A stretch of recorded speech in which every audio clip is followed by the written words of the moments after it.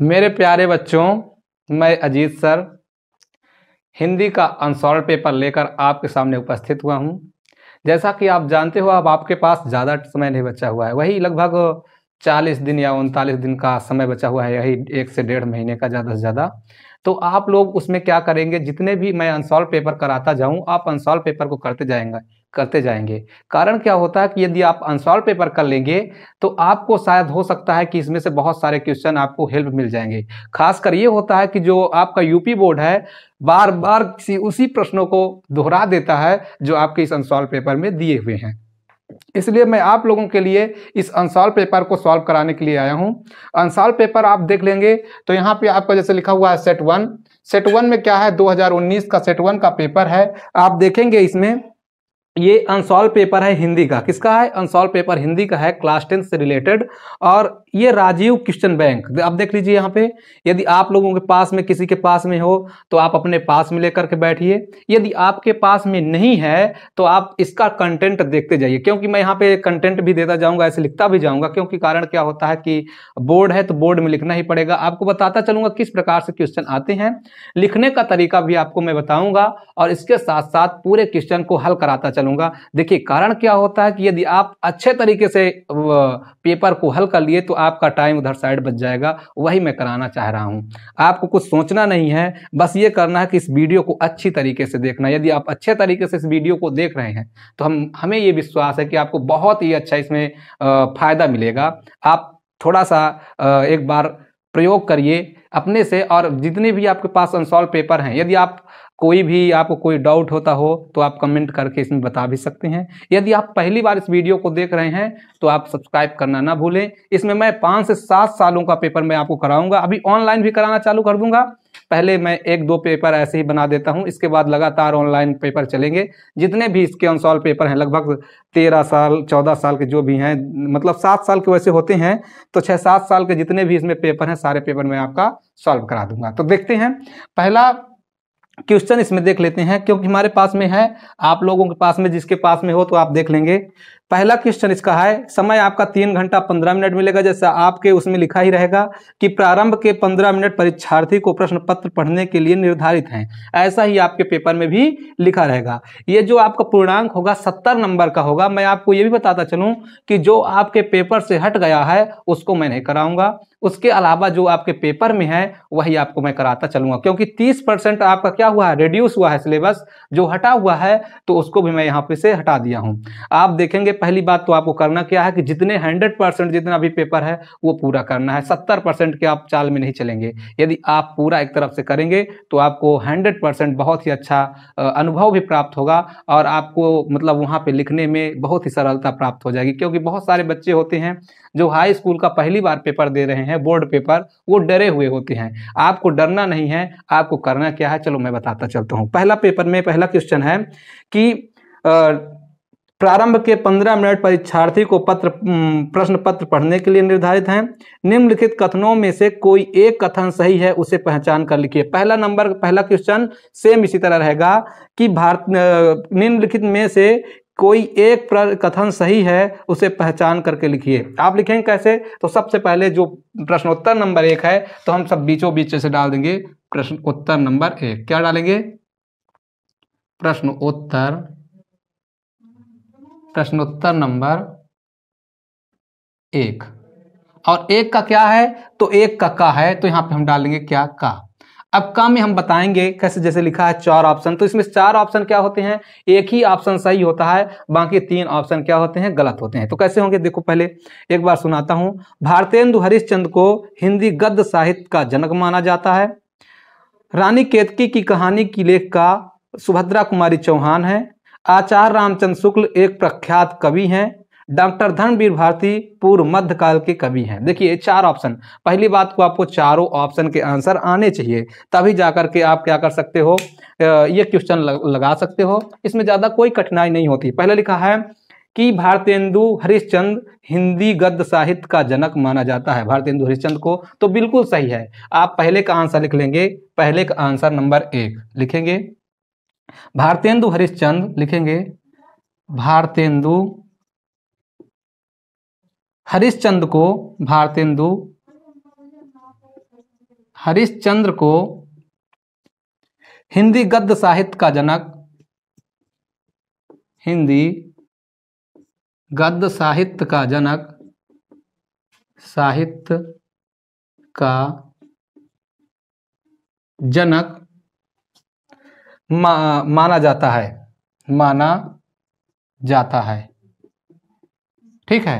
दूसरा answer question number है इसमें, रानी केतकी की कहानी की लेखिका सुभद्रा कुमारी चौहान। आप बताओ, सुभद्रा कुमारी चौहान रानी केतकी की कहानी की लेखिका है कि इसका रानी केतकी की कहानी की लेखिका कौन, लेखक कौन है? मुंशी इंसा अल्लाह खां। तो लिख लेंगे रानी केतकी की कहानी के लेखक, लिख लेंगे रानी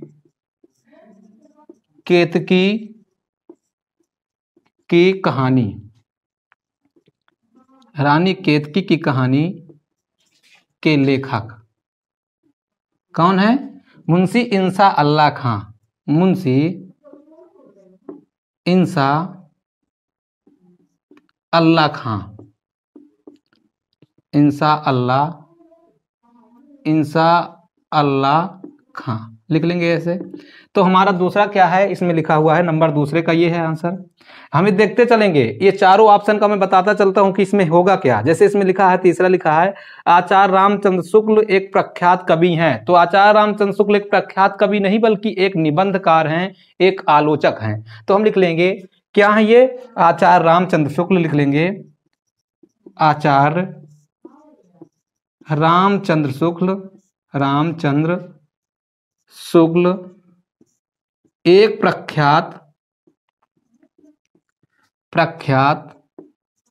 निबंधकार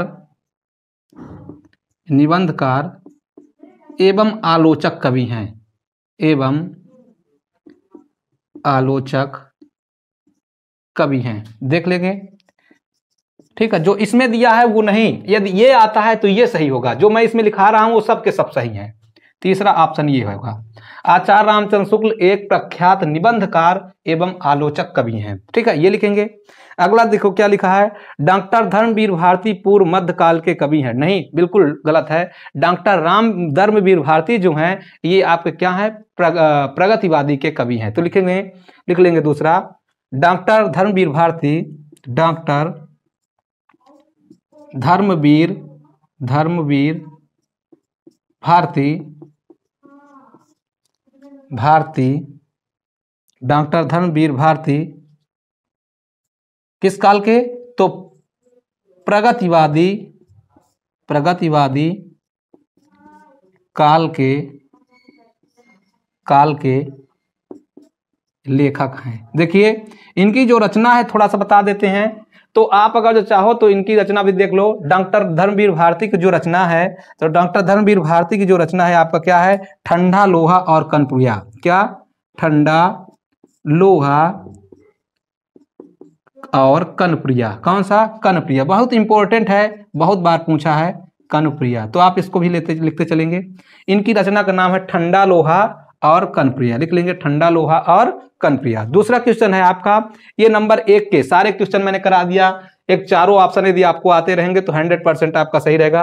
भारतेंदु हरिश्चंद्र को हिंदी गद्य साहित्य का जनक माना जाता है, बिल्कुल सही है। दूसरा लिखा है रानी केतकी की कहानी के लेखक मुंशी इंसा अल्लाह खां है, बिल्कुल सही है। तीसरा लिखा है आचार्य रामचंद्र शुक्ल एक प्रख्यात निबंधकार एवं आलोचक कवि हैं, बिल्कुल सही है। नंबर चौथा लिखा है डॉक्टर धर्मवीर भारती प्रगतिवादी काल के लेखक हैं। इनकी रचना क्या है? तो रचना में लिख लीजिएगा ठंडा लोहा और कनप्रिया इनकी रचना है। ठंडा लोहा और कनप्रिया इनकी रचना है। दूसरा है निम्नलिखित कृतियों में से किसी एक कृति के रचनाकार का नाम लिखिए। देखिए इसमें 4 कृति लिखा है, केवल एक ही लिखना है आपको। यदि आपको लगभग 2 से 3 आ जाए तो बड़ी अच्छी बात है। देखिए हम लिखा देते हैं। पहला दिया है कि निम्नलिखित कृतियों में से किसी एक कृति के रचनाकार के नाम लिखिए। तो देखिए चिंतामणि, ये चिंतामणि क्या है? ये चिंतामणि जो है आपका निबंध रचना है। क्या है ये? चिंतामणि निबंध रचना है, पहला नंबर 1। दूसरे का एक का खा है, ये क्या है? एक का खा है। तो चिंतामणि इसकी रचना लेखक कौन है? तो आचार्य रामचंद्र शुक्ल। क्या है? आचार्य रामचंद्र शुक्ल, रामचंद्र शुक्ल। याद कर लेंगे। और ये रचना क्या है, तो चिंतामणि जो है, ये चिंतामणि इनकी निबंध रचना है, चिंतामणि इनकी निबंध रचना है। देख लें दूसरा, मेरी यूरोप यात्रा। मेरी यूरोप यात्रा किसकी रचना है, तो मेरी यूरोप यात्रा आपका है डॉक्टर राजेंद्र प्रसाद। तो लिख लेंगे मेरी यूरोप यात्रा, मेरी यूरोप यात्रा, यूरोप यात्रा किसकी रचना है, तो लिख लेंगे डॉक्टर राजेंद्र प्रसाद, डॉक्टर राजेंद्र प्रसाद, राजेंद्र प्रसाद। कौन सा पाठ लिखे हैं, भारतीय संस्कृत, आपने देखा है। ठीक है, तो आप लिख लेंगे चिंतामणि के लेखक आचार्य रामचंद्र शुक्ल, मेरी यूरोप यात्रा डॉक्टर राजेंद्र प्रसाद। अगर जो आपसे पूछ ले किस विधा की रचना है, तो ये जो विधा है इसका नाम क्या है आपका, यात्रा वित्त है। क्या है, कौन सी विधा है, यात्रा वित्त है। बस ध्यान से पढ़ते चलो, आपको 100% कंटेंट अच्छा देंगे। अगला देखेंगे गा का, देखेंगे गा, इसको मिटा देते हैं बेटा, इसको ऊपर आप नोट कर लीजिए फटाफट, जल्दी से आप नोट करिए, फिर इसको बाद मिटाते हैं और जैसे हो सके उस तरह करते चलते हैं। ठीक है, आप इसको मिटा देंगे इसको हम, ठीक है, मिटा दें, हाँ बेटा मिटा दे रहे हैं। अगला देखेंगे ग नंबर। अब अगला देखिए आप ग नंबर, ग में क्या दिया है, मैला आंचल के रचनाकार हैं। तो मैला आंचल के रचनाकार लिखेंगे, लिख लीजिए आप लोग, मैला आंचल के रचनाकार, मैला आंचल के रचनाकार लिखेंगे, मैला आंचल के रचनाकार डाल लेंगे हेडिंग में, ये लिखेंगे। ग नंबर, सूखा नहीं है थोड़ा बेटा ध्यान से, ठीक है, मैला आंचल, गा डालेंगे यहाँ पे, उत्तर गा, गा क्या लिखा है, मैला आंचल, मैला आंचल के लेखक रचनाकार कौन है, फणीश्वर नाथ रेणु। कौन है, फणीश्वर नाथ रेणु। ये रचना क्या है, ये किस विधा की रचना है, तो अगर जो आपसे विधा पूछे तो आप विधा भी लिख लीजिएगा।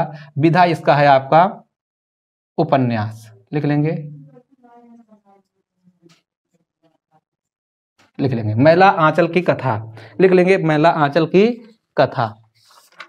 अगला लिखेंगे मैला आंचल की कथा। कलम का सिपाही किस विधा की रचना है, तो कलम का सिपाही जीवनी है, लिख लेंगे, अमृत राय की रचना है, कलम का सिपाही। विधा आप इसकी क्या लिखेंगे, तो ये विधा जो है इसकी है जीवनी, विधा, विधा क्या है, जीवनी है। और इसके लेखक कौन है, कलम का सिपाही विष्णु शर्मा,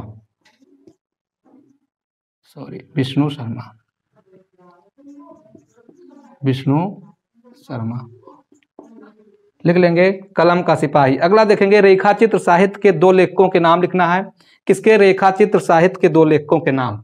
तो देखो रेखा चित्र किस किसने लिखा है, तो रेखा चित्र में इसमें 2 नंबर का क्वेश्चन है, इसको मिटा दे रहा हूं, देखो बेटा जल्दी से मिटा दे रहा हूं इसको, आप इसको उतार लीजिए फटाफट। तो कलम का सिपाही विष्णु शर्मा की रचना है, ये किस विधा की रचना है, तो जीवनी है। मैला आंचल के लेखक कौन है, फणीश्वर नाथ रेणु है, और ये किस विधा की रचना है, तो ये आपका उपन्यास है। क्या है, उपन्यास, ठीक है।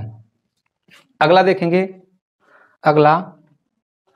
अगला क्या है, रेखा चित्र साहित्य के 2 लेखकों के नाम, रेखा चित्र साहित्य लिख लेंगे यहाँ पे, रेखा चित्र, रेखा चित्र साहित्य के 2 लेखक। पहला किसका नाम लिख लेंगे, तो पहला महादेवी वर्मा है, उनकी रचना का नाम क्या है, अतीत के चलचित्र, अतीत के चलचित्र। इसके अलावा और क्या है, स्मृति की रेखाएं, स्मृति की रेखाएं, ये दोनों किसकी रचना है, तो ये दोनों रचना है महादेवी वर्मा, महादेवी वर्मा। नोट कर लेंगे, अतीत के चलचित्र और स्मृति की रेखाएं, दोनों लेखा, दोनों क्या है, ये रेखा चित्र हैं, और ये किसके द्वारा लिखी गई हैं, तो महादेवी वर्मा। एक और लिख लेंगे, लाल तारा, लाल तारा किसकी रचना है, तो राम वृक्ष बेनीपुरी। ये भी क्या है, राम वृक्ष बेनीपुरी लिख लेंगे। इसमें देखेंगे दो हो गए, दो लेखकों के नाम, पहला तो ये था, दूसरा लेखक कौन है, रामवृक्ष बेनीपुरी, और इनकी रचना का नाम क्या है, लाल तारा है। क्या नाम है, लाल तारा। तो लिख लेंगे रामवृक्ष बेनीपुरी की रचना लाल तारा। और एक लिख रहा हूं तो लिख लीजिए माटी की मूर्ति भी इन्हीं की रचना है, याद आ गया, लिख लो इसको भी, माटी की मूर्तें, माटी की मूर्तें। अगला देखेंगे, लिखा है तीसरा क्वेश्चन है दो, प्रश्नोत्तर नंबर 2। देखो प्रश्नोत्तर नंबर 1 ये सारे क्वेश्चन हो गए घातक, कितने, अंगा तक। अंगा तक में आपसे जो पूछेगा, अंगा यानी 5 नंबर आपके क्या हो गए, फिट हो गए। पहला क्या दिया था, तो पहला आपका दिया था कि निम्नलिखित कथनों में से कोई एक कथन सही है, उसे पहचान कर लिखिए। तो उसमें क्या था, भारतेंदु हरिश्चंद्र को हिंदी गद्य साहित्य का जनक माना जाता है, ये सही था। दूसरे में लिखा था निम्नलिखित कृतियों में से किसी एक कृति के रचनाकार का नाम लिखिए। तो चिंतामणि किसकी रचना है, आचार्य रामचंद्र शुक्ल की। मेरी यूरोप यात्रा किसकी रचना है, तो मेरी यूरोप यात्रा आपका डॉक्टर राजेंद्र प्रसाद की रचना है। मैला आंचल के रचनाकार कौन है, तो मैला आंचल के रचनाकार कौन है, फणीश्वर नाथ रेणु हैं। कलम का सिपाही किस विधा, गद्य विधा की रचना है, तो कलम का सिपाही जीवनी विधा की रचना है, विष्णु शर्मा। अगला क्या लिखा है, रेखा चित्र साहित्य के 2 लेखकों के नाम लिखिए। तो 2 लेखकों में मैंने बताया, पहला किसका, महादेवी वर्मा का अतीत के चलचित्र और स्मृति की रेखाएं। दूसरा मैंने आपको बता दिया रामवृक्ष बेनी को, रामवृक्ष बेनीपुरी को, तो इनकी रचना है लाल तारा। और ये देखो इनकी दूसरी रचना क्या है, माटी की मूर्तें। तो आप इन दोनों में से किसी को लिख सकते हो, किसी एक ही को लिखना है तो आप किसी एक को लिखोगे तो आपको पूरा नंबर मिलेगा, अर्थात इसमें से एक और इसमें से एक। तो आप याद कर लो, क्योंकि कोई भी रेखा चित्र आपसे पूछ सकता है। तो रेखा चित्र की यदि रचना पूछे तो आपको यही लिखना है। आप उतार लीजिए फटाफट, इसको उतार लीजिए। अगला लिखा है द्विवेदी युग की किन्हीं 2 प्रवृत्तियों का उल्लेख कीजिए। पहला द्विवेदी युग, कौन सा युग दिया है, द्विवेदी युग। तो द्विवेदी युग में सबसे पहले किसका प्रयोग किया गया, तो खड़ी बोली का प्रयोग, खड़ी बोली, खड़ी बोली, खड़ी बोली गद्य का प्रयोग, गद्य का प्रयोग। पहली बार खड़ी बोली गद्य का प्रयोग यदि अच्छी तरीके से किया गया तो आपको किस काल में किया गया, तो भारतेंदु काल में किया गया। ठीक है। दूसरा क्या है, प्रवृत्ति ही बताना है, दूसरे प्रवृत्ति, ये पहली प्रवृत्ति हो गई। प्रवृत्ति नंबर सेकंड क्या है कि द्विवेदी युग की 2 प्रवृत्तियां बताना है। पहला हो गया खड़ी बोली गद्य का प्रथम प्रयोग। दूसरा आप लिखेंगे कि नारी के प्रति सम्मान, नारी के प्रति सम्मान की भावना।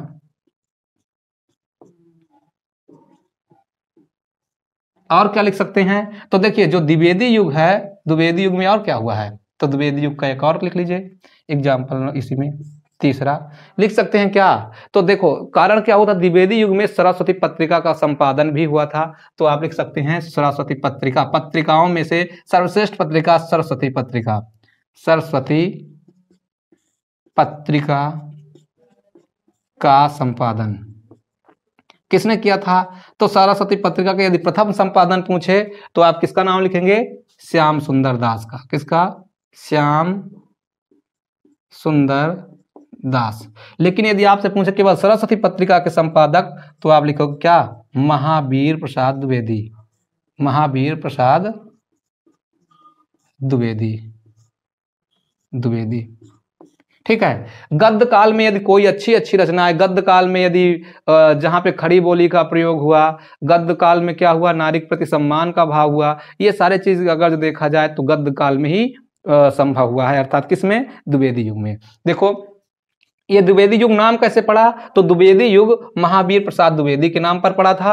महावीर प्रसाद द्विवेदी जो थे द्विवेदी युग के एक बहुत ही बड़े हिंदी के प्रकांड विद्वान थे। द्विवेदी जी का अगर देखा जाए तो ये ज़्यादा साल तक तो थे नहीं, लेकिन हिंदी साहित्य में इन्होंने बहुत बड़ा योगदान दिया है। हिंदी गद्य साहित्य के विकास का जनक भी इन्हें माना जाता है। तो आप यहाँ पे लिख सकते हैं हिंदी गद्य साहित्य का विकास, हिंदी गद्य साहित्य का, हिंदी गद्य साहित्य का विकास। तो हिंदी गद्य साहित्य की विकास भी एक प्रवृत्ति है, साहित्य का विकास, है ना। तो हिंदी गद्य साहित्य का विकास किस काल में हुआ, तो हिंदी गद्य साहित्य का विकास भी आपका द्विवेदी युग में हुआ। आप अगला लिखेंगे, इसको मिटा देते हैं बेटा, इसको मिटा देते हैं, अगला लिखाते हैं। ठीक है, ठीक, आगे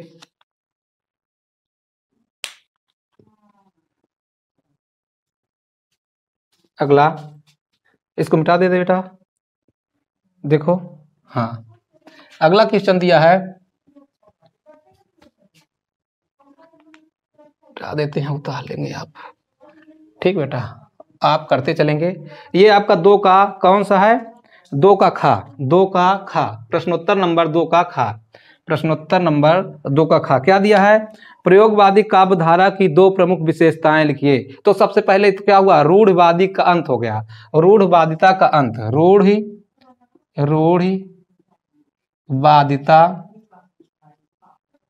रूढ़वादिता का अंत। जो आपका रूढ़िवादी भावना थी, यहां पे लिख सकते हैं रूढ़वादी प्रवृत्ति का अंत, रूढ़वादी, ऐसे भी कोष्टक के अंदर लिख सकते हैं, रूढ़वादी प्रवृत्ति का अंत। रूढ़वादी जो प्रवृत्ति थी इस काल में क्या हो गई? खत्म हो गई। दूसरा क्या था? राष्ट्र के भावना का उद्भव। तो यहां पे लिखेंगे क्या? राष्ट्र की भावना का विकास। देखो कारण क्या था कि जो आपका ये था प्रगतिवादी काल, जो आपका प्रयोगवादी काल था, प्रयोगवादी काल का समय क्या था? तो प्रयोगवादी काल का समय जो था आपका क्या, अर्थात 1943 से लेकर के 1950 का टाइम था। कब का था? 1950 का टाइम था। अब आप अपने से बताओ कि ये जो समय था तो ये किसका समय था? तो ये स्वतंत्रता का समय था, अर्थात इसी समय हमारा देश क्या हुआ? स्वतंत्र। उस समय राष्ट्र भावना जागृत हुई थी और राष्ट्र भावना जागृत करने वाला कोई और नहीं था बल्कि कौन था? तो प्रयोगवादी काल ही था। आप ये 2 प्रवृत्ति लिखेंगे। तीसरी प्रवृत्ति भी लिखना हो तो आप लिख सकते हैं नारी के प्रति परावर्तित दृष्टिकोण का होना। एक और लिख सकते हैं नारी के प्रति परावर्तित दृष्टिकोण का होना, दृष्टिकोण का होना। ये आप 3 प्रवृत्ति लिख सकते हो। पहला मैंने क्या बताया था? तो मैंने बताया आपको रूढ़वादिता का अंत, अर्थात रूढ़वादी प्रवृत्ति का अंत। जो रूढ़वादी क्या होता है तो आप जान लो, जो प्राचीन काल से परंपराएं चली आ रही हैं, जो प्राचीन काल से परंपराएं चली आ रही हैं, उन परंपराओं को क्या कर दिया गया? इसमें अंत कर दिया गया। ठीक है, और अंत करने के बाद एक नई परंपरा को जागृत किया गया। अच्छा, एक चीज और है कि इसी काल में मार्क्सवादी विचारधारा को भी बहुत ज्यादा उन्नति मिली। तो आप ये भी लिख सकते हो मार्क्सवादी विचारधारा का उन्नति इसी काल में हुआ। आप कौन थे? यानी कि जो जयप्रकाश नारायण थे, उन्होंने बहुत सारा संघर्ष किया था। तो ये सारी चीजें आप लिख सकते हो इसमें। ठीक है, आप एग्जाम्पल इसमें उतार सकते हो इसको। अगला देख लीजिए, छायावादी के किसी एक कवि का नाम। अब देखो, छायावादी के कवि पूछ रहा है, गा नंबर क्वेश्चन का है, गा क्या दिया? छायावादी।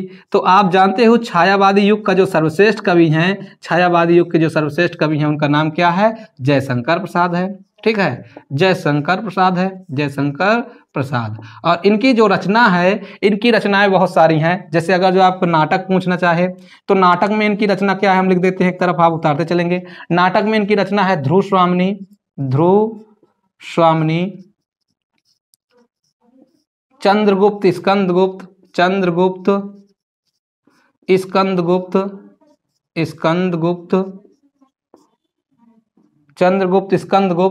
अजातशत्रु, चंद्रगुप्त, स्कंदगुप्त, अजातशत्रु, चंद्रगुप्त, स्कंदगुप्त, अजातशत्रु, ये सारी इनकी क्या है? रचनाएं हैं। ठीक है, या आप लिख सकते हैं ध्रुव स्वामिनी, चंद्रगुप्त, स्कंदगुप्त, अजातशत्रु, इनके नाटक हैं। इनके अलावा इनकी जो और रचना है तो जिसका नाम क्या हम नाम लेते हैं? कामायनी।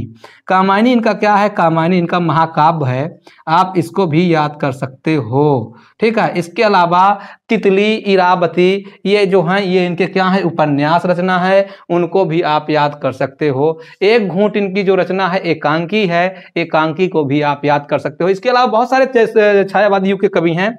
जैसे आपको देखना हो तो 1 मिनट इसको हम मिटा देते हैं और ऊपर बता देते हैं आपको। चतुष्टयी कवियों में आपको समझा देते हैं कौन कौन से कवि हैं।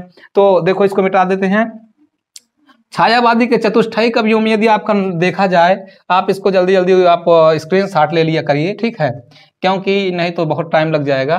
ठीक, चलते हैं क्या लिखा है। जैसे चतुष्टयी कवियों में पूछ ले तो चतुष्टयी कवियों में नाम किसका आता है? तो सबसे पहले अगर जो हम देखें तो जयशंकर प्रसाद का नाम आता है। किसका नाम आता है?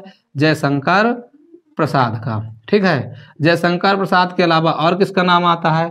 तो दूसरे नंबर पे हम देखें तो किसका आता है? महादेवी वर्मा का नाम आता है। महादेवी वर्मा का नाम आता है। नंबर तीसरे में देखें तो किसका नाम आता है, तो सुमित्रा नंदन पंत का नाम आता है, सुमित्रा नंदन पंत का नाम आता है। नंबर चौथा देखें तो किसका आता है, तो आपका ये हो गया जयशंकर प्रसाद, महादेवी वर्मा, सुमित्रा नंदन पंत, और आप लिख सकते हैं सूर्यकांत त्रिपाठी निराला, सूर्यकांत त्रिपाठी निराला।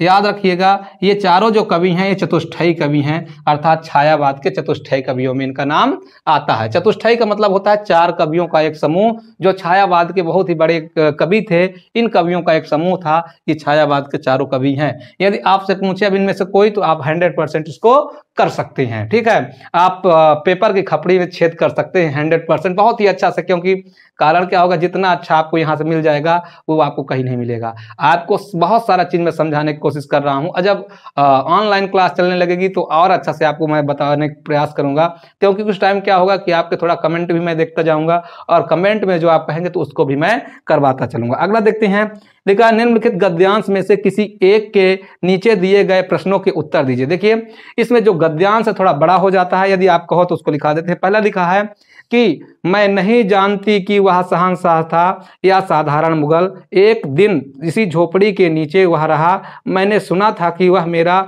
घर बनवाने की आज्ञा दे चुका था, मैं आजीवन अपनी झोपड़ी खुदवाने के डर से भयभीत रही, भगवान ने सुन लिया, मैं आज इसे छोड़ जाती हूँ, अब तुम इसका मकान बनाओ या महल, मैं अपने चिर विश्राम गृह जाती हूँ। देखो ये जो आपका पाठ है ये ममता पाठ का है। किस पाठ का है, ममता पाठ का, और इसके लेखक कौन है, तो जयशंकर प्रसाद। लिखा है निम्नलिखित गद्यांशों में से किसी एक के नीचे दिए गए प्रश्नों के उत्तर, जो उसमें दिए गए 3 उत्तर प्रश्न देंगे, उन्हीं का उत्तर केवल हमें लिखना है, कोई हमको बाहर से नहीं लिखना है, इसी में सारे उत्तर निहित होंगे। चलो हम आपको बताते चलते हैं कैसे। तो पहला हम दिखा देते हैं, इसको मिटा देते हैं। पहला क्वेश्चन दिया है, उपर्युक्त गद्यांश का संदर्भ लिखिए। हमारे साथ साथ आप संदर्भ लिखते चलेंगे, ठीक है। यदि आप संदर्भ लिखते चलेंगे तो आपको 100% तैयार हो जाएगा। इसी तरह संदर्भ आपको लिखना है। तो पहला हम डालेंगे संदर्भ, यहाँ पे हेडिंग डालेंगे संदर्भ, लिखेंगे संदर्भ। संदर्भ में क्या लिखेंगे, प्रस्तुत गद्यांश हमारी पाठ्य पुस्तक, प्रस्तुत गद्यांश हमारी पाठ्य पुस्तक, प्रस्तुत गद्यांश हमारी पाठ्य पुस्तक हिंदी गद्य,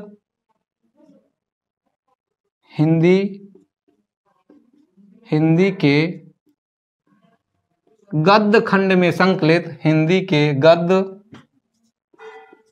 खंड में संकलित,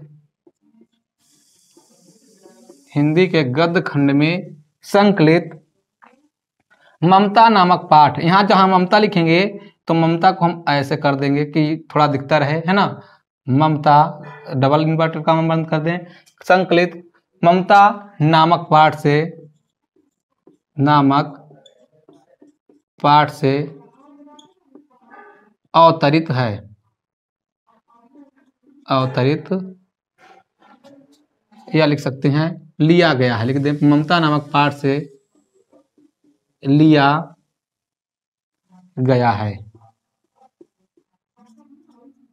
इसके लेखक, क्योंकि कारण क्या है, ये गद्य है, तो यहाँ पे आप रचयिता नहीं लिख सकते, ध्यान रखिएगा। यदि रचयिता लिखेंगे तो आपका नंबर कट जाएगा, इसीलिए आपको लिखना क्या है, लेखक लिखना है। तो हम लिखेंगे क्या, इसके लेखक, इसके लेखक श्री जयशंकर प्रसाद जी हैं, जयशंकर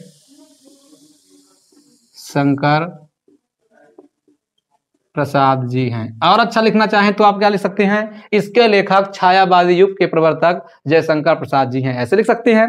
तो कहने का मतलब ये है कि आप जितना अच्छा लिखेंगे उतना ही ज्यादा अच्छा आपको क्या नाम है, यहाँ पे नंबर अगेन होता है। देखिए इसमें नंबर तो कटेगा नहीं, एकदम 100% सही है। क्या लिखेंगे, प्रस्तुत गद्यांश हमारी पाठ्य पुस्तक हिंदी के गद्य खंड में संकलित ममता नामक पाठ से लिया गया है। इसके लेखक, यहाँ पे है के पास में आप क्या लिख देंगे, कामा लगा लें, है, इसके लेखक श्री जयशंकर प्रसाद जी हैं। तो ये हमारा क्या हो गया, संदर्भ हो गया। इसी तरह हमें संदर्भ लिखना है, ये आपके पाठ में है।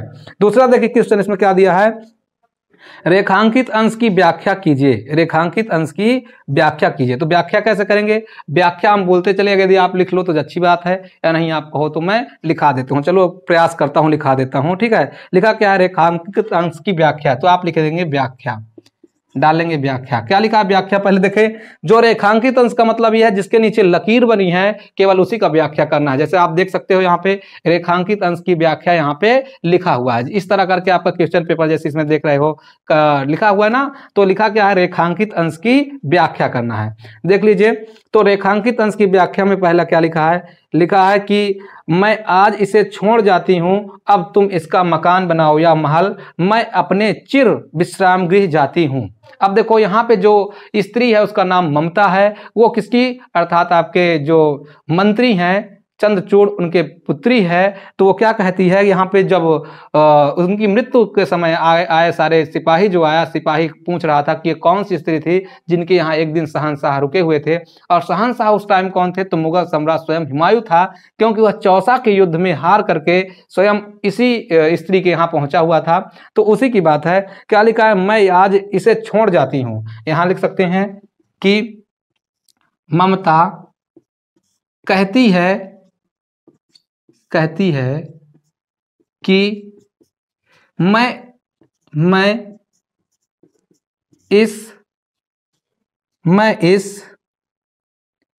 इसे छोड़ जाती हूं, मैं अब तुम इसका मकान बनाओ। मैं इस स्थान को सदा के लिए का मतलब क्या हुआ? अब उनका अंतिम समय है, सदा के लिए छोड़ यानी कि त्याग कर जाती हूं। अतः आप अब चाहे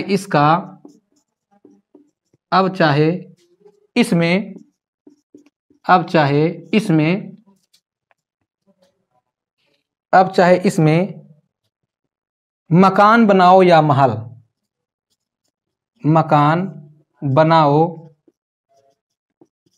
या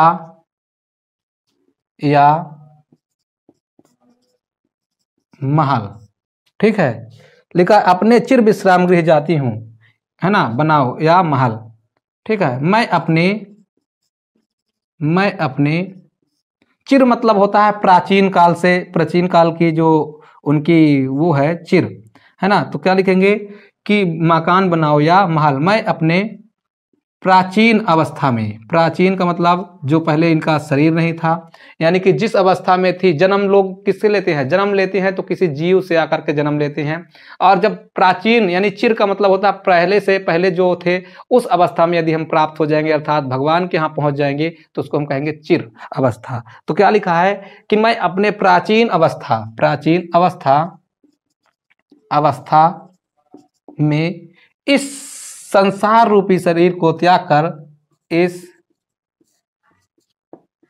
संसार रूपी शरीर को त्याग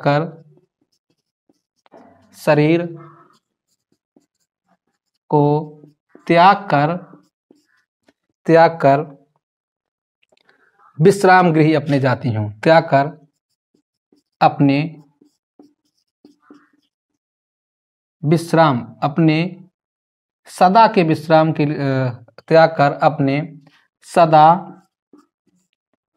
के लिए अपने क्या लिखा है? इस संसार रूपी शरीर को त्याग कर अपने त्याग कर अपने विश्राम गृह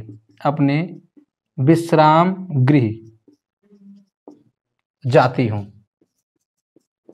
देखो, कहने का मतलब ये है कि विश्राम गृह यहाँ पे क्या है? तो यहाँ पे जो ममता है उनका विश्राम गृह क्या है? अंतिम संस्कार के बाद वो हमेशा के लिए क्या विश्राम अवस्था में ही हो जाएंगी।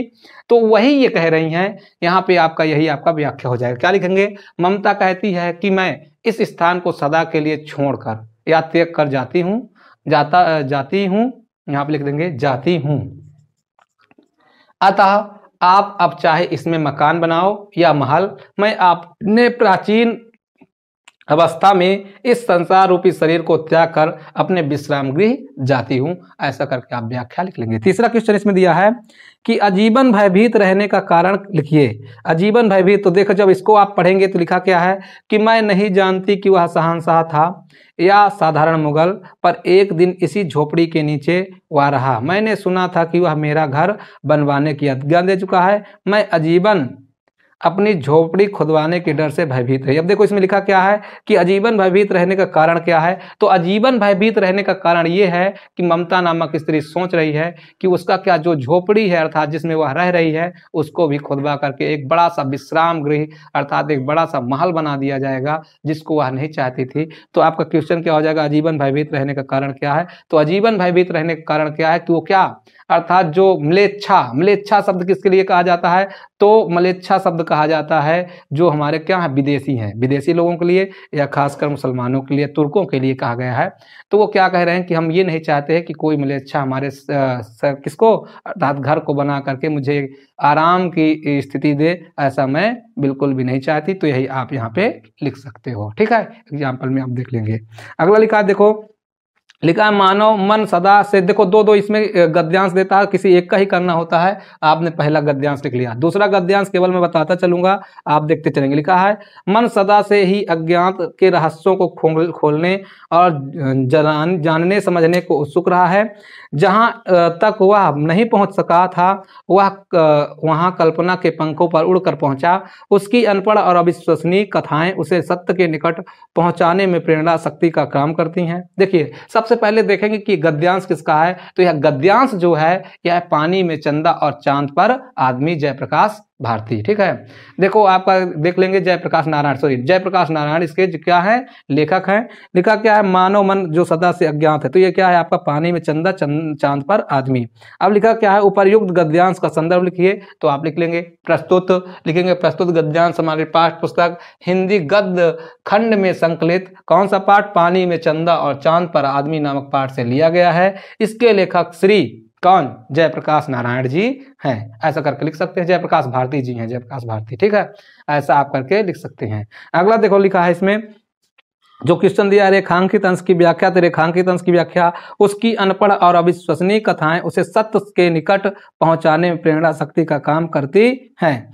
लिखा है अनपढ़ और अविश्वसनीय कथाएं, कहने का मतलब ये है कि जो हमारे अंदर की अविश्वसनीय अर्थात विश्वास रहित, जिसको हम कह सकते हैं विश्वास जिसमें नहीं होता, अविश्वास रहित जो कथाएं हैं वो हम अपने सत्य सोचते क्या है कि हमें अंधविश्वास में पढ़ना है और अंधविश्वास में पढ़ करके क्या हम सत्य को नहीं जान पाते, उसी कथाओं को क्या ले करके यहाँ पे कभी इसको लिखा है। तो आप लिख सकते हो इसको ऐसे। ठीक है, अगला देख लीजिए, लिखा है मानव मन किसके लिए उत्सुक रहा है। तो मानव मन अपनी कल्पना, जो उनकी कल्पना है, उनके जो रहस्य है, उन सभी सदा अज्ञातवासों को, जो अज्ञातवासी हैं उन अज्ञातवासों को खोजने के लिए उत्सुक रहा है। यही आप लिख सकते हो इसका भी। ठीक है, तो दोनों को कर लेंगे। अभी इसका जब एग्जाम्पल मैं बाद में बताऊंगा तो फिर से इसको करवा दूंगा। देखो ये थोड़ा बड़े बड़े हैं, टाइम ज़्यादा लग जा रहा है, मैं इसको फिर से दोबारा आपको कराएंगे। कब कराएंगे, तो जब दोबारा कराएंगे तो उसमें आपको कराएंगे क्या, ऑनलाइन वीडियो में कराते चलेंगे। अगला देख लीजिए, लिखा है कि निम्नलिखित पद्यांशों में से किसी एक पद्यांश का संदर्भ सहित व्याख्या कीजिए। लिखा है व्याख्या करने के लिए आता है पद्यांश का कितने नंबर का आता है, तो ये भी आपका 6 नंबर का आता है। पहला क्या आता है, देखो जो उसमें 3 क्वेश्चन दिए थे तो वो 2-2 नंबर के, अर्थात 2 नंबर आप इसका पाएंगे, 2 नंबर इसका, 2 नंबर उस क्वेश्चन का पाएंगे। तो इस तरह करके 6 नंबर अर्थात 6-6 12 नंबर का आपका यहाँ से क्वेश्चन पूछता है। 12 नंबर का आपका किससे, यानी गद्य और पद दोनों को मिला करके 12 नंबर का क्वेश्चन इसमें पूछता है। तो देखेंगे पहला, दूसरा देखेंगे व्याख्या जो दिया है, क्वेश्चन दिया है कि रानी मैं जानी अज्ञानी महापहि पावन होते कठोर हियो हैं। एक मिनट देख लेते हैं क्या लिखा है। रानी मैं जानी अजानी महापवि पाहन होते कठोर हियो हैं। राजा हूँ काज अकाज न जाने कान्हू तिये को जिन कान कियो हैं। ऐसी मनोहर मूर्ति बिछुरे कैसे प्रीतम लोग जियो हैं। आखिन में सखी राखी बेजोग इन्हें किम के बनवास दियो हैं। देखो इसमें दिया क्या है, ये तो सबसे पहले आप देख लेंगे लिखा है आपका क्या, सबसे पहले पढ़ेंगे, पढ़ते ही आप जान जाएंगे किस पाठ का है। लिखा है रानी मैं जानी अजानी महापही पाहन होते कठोर हियो हैं। आगे देखेंगे क्या लिखा है कि राजा हूँ काज अकाज न जानो काहू तियो की जिन कान कियो है। ऐसी मनोहर मूर्तियो बिछरे कैसे प्रीतम लोग जियो हैं। आखिन में सखी राखी वे जोग इन्हें किम के बनवास दियो हैं, है ना। तो ये देखो वन पथ पर एक पाठ का नाम है, गोस्वामी तुलसीदास जी ने लिखा है वन पथ पर। तो यहां पे हम लिख लेंगे क्या, वन पथ पर लिख लेंगे, वन पथ पर। वन पथ पर नामक पाठ लिखा हुआ है, किसके द्वारा लिखा गया है, तो गोस्वामी तुलसीदास जी के द्वारा। एकदम मस्त, समझ में आया कि नहीं। देखो पढ़ेंगे तो अपने आप आ जाएगा। इसमें क्या करना है, तो इसमें करना है आपको कि निम्नलिखित पद्यांशों में से किसी एक पद्यांश की संदर्भ सहित व्याख्या। तो सबसे पहले संदर्भ लिखेंगे। तो संदर्भ कैसे लिखेंगे, संदर्भ हमारे साथ साथ लिखेंगे, लिख लेंगे संदर्भ। यहाँ पे हेडिंग डाल लेंगे संदर्भ, डालेंगे, लिखेंगे प्रस्तुत पद्यांश हमारी पाठ्य पुस्तक, हमारी पाठ्य पुस्तक,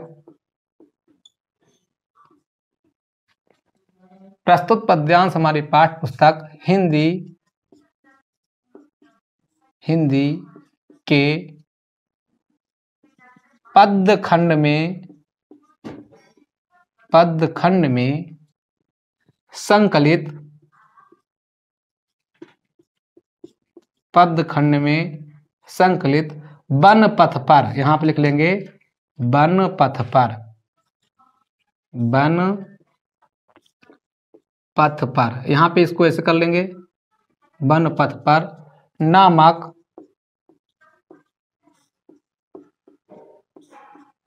पाठ से लिया गया है। अब देखो उसमें मैंने बताया था कि लेखक लिखना है, इसमें क्या लिखना है, रचयिता। तो क्या लिखेंगे, नामक पाठ से लिया गया है, इसके रचयिता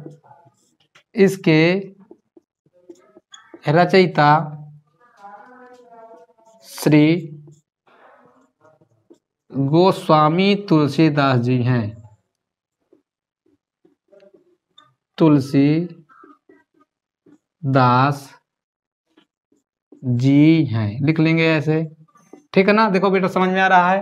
प्रस्तुत पद्यांश हमारी पाठ्य पुस्तक हिंदी के पद खंड में संकलित वन पथ पर नामक पाठ से लिया गया है, इसके रचयिता श्री गोस्वामी तुलसीदास जी है। ऐसा करके हम आप लिख लेंगे, है ना। अब देखो प्रसंग भी इसमें लिखना है, क्या लिखना है, प्रसंग, क्योंकि इसमें जो नंबर दिया है आप ध्यान से देख सकते हो कि दिया है 1 + 4 और +6। एक देखो, ये देखो दिख रहा है कि यहाँ पे जो लिखा हुआ है 1 + 4 + 1 ऐसा करके लिखा है। तो पहला आप ध्यान दे दीजिए कि 1 नंबर जो मिलेगा वो किसके लिए मिलेगा, संदर्भ के लिए। फिर दूसरा आपको क्या लिखना है, प्रसंग।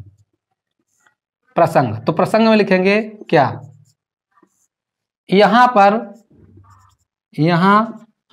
पर वनगमन की स्थिति में, वनगमन यानी वनगमन जाने पर, यहां पे लिख सकते हैं वनगमन राम सिया और लक्ष्मण के जाने पर, वनगमन राम सिया और लक्ष्मण के जाने पर ग्रामीण क्षेत्र की महिलाएं, ग्रामीण क्षेत्र की महिलाओं के मन में जो विचार उत्पन्न हो रहे हैं, महिलाओं के मन में जो विचार उत्पन्न हो रहे हैं, विचार उत्पन्न हो रहे हैं, उसी को इसके माध्यम से दर्शाया गया है।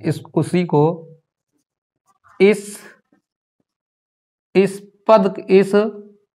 काव्य के माध्यम से, इस काव्य के माध्यम से दर्शाया गया है, दर्शाया गया है। अब देखिए 1 नंबर आपका इसका मिलेगा, 1 नंबर प्रसंग का। भले इसमें प्रसंग कहा नहीं है, लेकिन आपको ध्यान रखना कि इसमें प्रसंग भी लिखना है, अनिवार्य है प्रसंग लिखना। ठीक है, प्रसंग लिख देंगे। अगला क्या लिखा है, प्रसंग लिखने के बाद आप इसका व्याख्या करें। देखिए व्याख्या थोड़ा बड़ा है, मैं बताता चलता हूँ इसका अर्थ, आप हो सके तो इसको लिख लेना। ठीक है, क्या लिखा है, लिखा है रानी मैं जानी अजानी महा, पवि पाहन होते कठोर हियो है।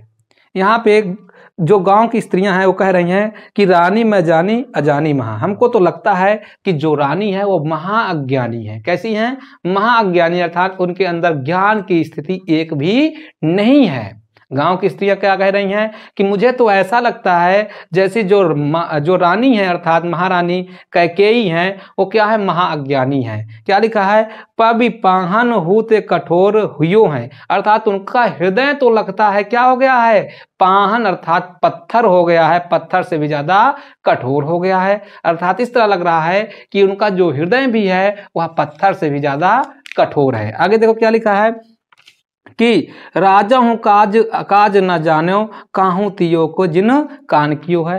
अर्थात उस स्त्री ने जिसने इनका कान किया है, कान का मतलब क्या हुआ, चुगली किया है, ऐसे उसने राज और काज के बारे में नहीं जाना। क्योंकि कारण क्या है, रामचंद्र जी को वहां की जितने भी प्रजा थे वो बहुत ज्यादा प्रेम करते हैं। तो वही लिखा है कि राजा हूं काज अकाज न जानो, अर्थात राज काज के अकाज को उन्होंने नहीं जाना कि राज में कितना लोग जो इनको प्रिय हैं, जो इनको प्रेम करते हैं, वो कैसे रह पाएंगे। अर्थात इस अकाज को, इस गलत कार्य को वो नहीं जान पाई। और काहों तिये को जिन कान किए हो, और उसको मैं क्या कहूं जिसने इनको क्या किया है, अर्थात कान किया है, अर्थात उनको इस तरह की गलत भावनाओं पर जाने के लिए जागृत किया है, मैं उसको क्या कहूं, ऐसा गांव की स्त्रियां कहती हैं। आगे क्या लिखा है कि ऐसी मनोहर मूर्त ये बिछुड़े कैसे प्रीतम लोग जीव हैं। कह रही हैं कि ऐसी मनोहर, मनोहर का मतलब होता है मन को हर लेने वाली ऐसी मूर्तें हैं ये कि जिसके क्या लिखा है, बिछुड़े कैसे प्रीतम लोग जी हैं, जिसके बिछड़ जाने पर उनके प्रीतम लोग जो उनको प्रेम करते हैं वो कैसे जिएंगे, ऐसा क्या कहती हैं गांव की स्त्रियां कहती हैं। आगे लिखा है आखिन में सखी राखी बेजोग इन्हें किम के बनवास दियो। अब आगे क्या करी, एक सखी कह रही है कि ये सखी देख लो, ये तो आंखियों में, आंख में बसाने योग्य है। किसमें, आंख में बसने योग्य है। अर्थात कैसे लोग हैं जिन्होंने इनको क्या कर दिया है, इनको बनवास दे दिया है कि आखिन में सखी राखी बेजोग, अर्थात ये सखी ये तो आंख में बसाने योग्य है। अर्थात वो कैसे लोग हैं इन्हें किन के बनवास दिए हो, अर्थात किसके कारण इनको बनवास दे दिया गया है, ऐसे वहां के गांव की स्त्रियां कहती हैं। देखिए कितना अच्छा है भाई, सुनने में भी आनंद आ रहा है। अगला लिखा है, हवाला देख लेंगे, सागर निज छाती पर जिनके अगणित अर्पण पोत उठाकर पहुंचाया करता था प्रमुदित भूमंडल के सकल तटों पर, नदियां जिसकी यश धारा सी बहती है अब भी निस्वासर, ढूंढो उनके चरण चिन्ह भी पाओ तुम इनके तट पर। लिखा है सागर निज छाती पर जिनको। अभी यहाँ पे देख लेते हैं, यहाँ पे क्या लिखा है, हिमालय। एक आप पाठ देखेंगे तो हिमालय लिखा है, ठीक है। उसको किसने लिखा है, तो महादेवी वर्मा जी ने लिखा है, ठीक है। तो उसी पाठ से लिया गया है सागर जिन छाती पर जिनके। अभी इसमें देखें, सबसे पहले यदि आप लिखना चाहेंगे तो फिर इसमें संदर्भ लिख सकते हैं। प्रस्तुत पद्यांश हमारी पाठ्य पुस्तक हिंदी के पद्य खंड में संकलित है ना, पद्य खंड में संकलित किस पाठ से लिया गया है, तो मैंने अभी आपसे क्या बताया। तो आप यहाँ पे लिख सकते हो कि क्या लिखेंगे कि प्रस्तुत पद्यांश हमारी पाठ्य पुस्तक हिंदी के पद्य खंड में संकलित, हिंदी के पद्य खंड में संकलित हिमालय नामक पाठ से लिया गया है, और इसके जो लेखक, इसकी जो लेखिका हैं वो महादेवी वर्मा जी हैं, ठीक है। ऐसा करके लिख सकते हैं। फिर प्रसंग भी लिखेंगे कि यहाँ पे कि किसका, अर्थात पर्वत के द्वारा जो किए गए कार्य हैं उनके कार्यों को दर्शाया गया है, ऐसा करके आप प्रसंग लिख लेंगे। अब व्याख्या करते चलेंगे। लिखा है सागर जिन छाती पर जिनके अगणित अर्पण पोत उठाकर, ये कह रहे हैं कि जिनके छाती पर, अर्थात देखो पर्वत क्या होता है, पर्वत के छाती पर बहुत बड़े बड़े विशाल विशाल सागर हैं, जैसे 5 महासागर हैं। इसके अलावा बहुत सारे अगणित, अगणित मतलब होता है अनगिनत, अनगिनत क्या हैं, तो अनगिनत इसमें बहुत सारे आपके सागर, छोटे छोटे समुद्र भी हैं। लिखा है ना, जिनके अगणित अर्पण पोत उठाकर, और ये क्या, अगणित अर्थात बहुत सारे पोत, पोत का मतलब क्या होता है, जहाजें, बहुत सारे जहाजों को उठा करके क्या कर रही हैं, अभी भी चल रहे हैं। आगे लिखा है कि पहुंचाया करता था प्रमुख भूमंडल के सकल तटों पर, नदियां जिसकी यश धारा सी बहती है अब भी निस्वासर, ढूंढे उनके चरण चिन्ह भी पाओगे तुम इनके तट पर। तो दो में से एक करना है, इन दोनों में से एक आप कर सकते हो। अगला देख लो, इसमें लिखा है निम्नलिखित लेखकों में से किसी एक लेखक का जीवन परिचय लिखना है। जैसे लिखा है जयशंकर प्रसाद का, आचार्य रामचंद्र शुक्ल का, जयप्रकाश भारती का। जयप्रकाश भारती का ध्यान रखें, यदि आप जयशंकर प्रसाद का लिखे तो थोड़ा थोड़ा मैं बताता चलूंगा, इसके अलावा मैं इसको वीडियो में आपके सारे जीवन परिचय जिसके जितने करना है उसी को डालूंगा। आपको कम से कम केवल 4 ही जीवन परिचय याद करके जाना है। मैं बता दूं इसके अलावा कोई दूसरा नहीं आएगा, गारंटी के साथ कह सकता हूं कि अगर जो आप कर रहे हैं तो केवल आप इन्हीं को करना है जिनको मैं बताता चलूंगा। गद्य में आपको केवल 4 लिख लेना है, मैं बताता हूं किसको किसको। तो पहला आप लिख लेंगे आचार्य रामचंद्र शुक्ल को। किसको लिख लेंगे, आचार्य रामचंद्र शुक्ल को। और दूसरा किसका नाम लिख लेंगे, तो जयशंकर प्रसाद को। आप जिसको मैं कहता चलूं वही कर लिख लीजिए, 100% उसके अलावा कोई दूसरा नहीं आ सकता, गारंटी के साथ कह सकता हूं। तो पहला आप लिख लेंगे किसको, जयशंकर प्रसाद को, जयशंकर प्रसाद को लिख लेंगे। दूसरा किसको लिख लेंगे, तो आचार्य रामचंद्र शुक्ल को, आचार्य रामचंद्र शुक्ल को। मैं अभी इसी में आपकी वीडियो में ये सारे जीवन परिचय डाल दूंगा, आप यहीं से आप इसको तैयार कर लेंगे। दूसरा देख लेंगे किसका, तो तीसरा है आपका किसका, डॉक्टर राजेंद्र प्रसाद का, डॉक्टर राजेंद्र प्रसाद।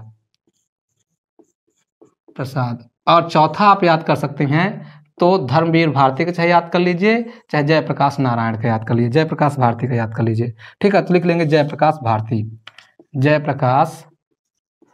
जयप्रकाश भारती। इन चारों में से कोई पांचवा नहीं आ सकता, गारंटी के साथ कह सकता हूं। बस इतना ही आपको याद करना है, ठीक है। अब इसके अलावा देख लीजिए इसको कैसे लिखेंगे, तो लिखने का थोड़ा तरीका मैं बता रहा हूं, इसके बाद लिखना है। जब भी लिखेंगे क्विज के जीवन परिचय तो उसको हम कैसे लिखेंगे, तो उसको एक रचना के माध्यम से लिखेंगे, एक दोहा के माध्यम से लिखेंगे। जैसे देख लीजिए, मान लीजिए मैं जयशंकर प्रसाद को लिखना है तो कैसे लिखेंगे काशीवासी दानशील शिवरत्न पुत्र देवी प्रसाद, जिनके सुत कविवर हिंदी के गौरव जयशंकर प्रसाद, छायावादी युग के श्रेष्ठा उच्च कोट के नाटककार, ऐसे करके लिखेंगे, है ना। लिखेंगे संवत 1946 विक्रम में जिनका अवतार, छायावादी युग के श्रेष्ठा उच्च कोट के नाटककार। यदि आप इसका लिखना चाहें किसका, आचार्य रामचंद्र शुक्ल का, तो इनको भी कविता के माध्यम से, पहले कविता के माध्यम से लिखेंगे, फिर इसके बाद हम थोड़ा थोड़ा बताते चलेंगे। ज्यादा नहीं लिखना है, एकदम छोटे छोटे कंटेंट में इसको लिखना है। जैसे ही लिखेंगे आपको पूरा नंबर मिल जाएगा, है ना।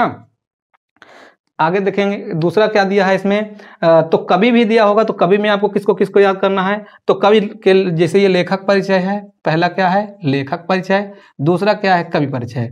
तो कवि परिचय में आप ध्यान रखिएगा, सबसे पहले सूरदास को लिखना है, किसको, सूरदास को। दूसरा आपको लिखना है किसका, तुलसीदास को, ठीक है। तुलसीदास के अलावा महादेवी वर्मा जी को, महादेवी वर्मा। और चौथा आप लिख लेंगे किसको, तो चाहे आप रसखान को लिख लीजिए, चाहे आप बिहारी लाल को लिख लीजिए। तो देख लीजिए, लिख देंगे 5वां नंबर हम बिहारी लाल को। तो इनको 5 को लिखना, बस इसके अलावा छठवां को 4 को लिखना है, बस इस 4 के अलावा कोई 5वां नहीं आएगा। बस इसी 4 को हमको क्या करके जाना है, याद करके जाना है। अब सूरदास को कैसे लिखेंगे, तो उनको भी मैं कविताओं के माध्यम से आपको बताऊंगा कैसे।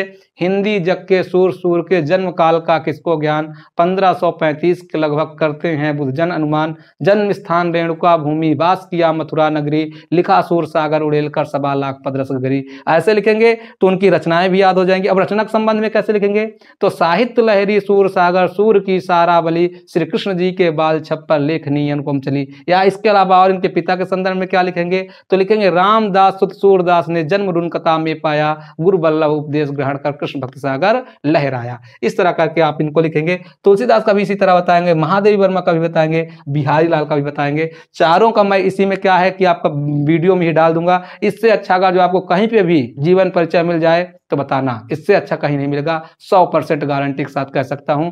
आप नंबर अगेन कर सकते हैं, 95 96 ला सकते हैं, ये गारंटी के साथ कहता हूं, ठीक है। आगे देख लीजिए जो लिखा है, निम्नलिखित संस्कृत गद्यांश का संदर्भ हिंदी में अनुवाद कीजिए। लिखा है वाराणसी सुविख्यात प्राचीन नगरी इयं विमल सलित गंगया गंगया कुले स्थिता अस्य घाटा नाम बाल्याकृति पंक्ति धवलायाम चंद्रिकायाम बहुराजते अगणिता पर्यटका सुदुर्भ्या देशभ्या नित्यम अत्र आयन्ति अस्या घाटा नाम च शोभा विलोक्यम इमा बहु प्रशंसति। सबसे पहले देख लीजिए तो ये वाराणसी पाठ का है।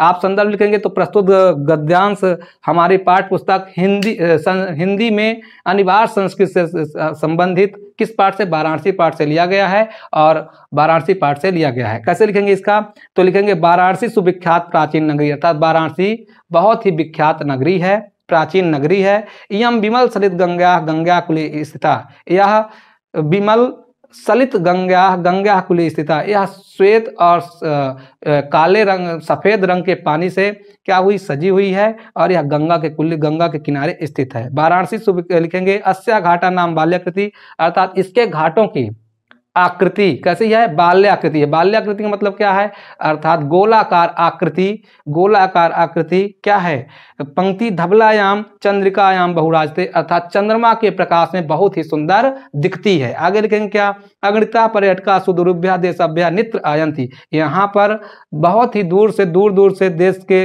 पर्यटक यहाँ पर आते हैं और नित्यम मतलब प्रत्येक दिन हमेशा अत्र आयन्ति यहाँ आते हैं। अस्या घाटा नाम चा शोभा विलोक्यम इमा बहु प्रशंसित, इसके घाटों की शोभा को याद करके बहुत ज्यादा इसकी प्रशंसा करते हैं। तो ऐसा करके हम लिख लेंगे।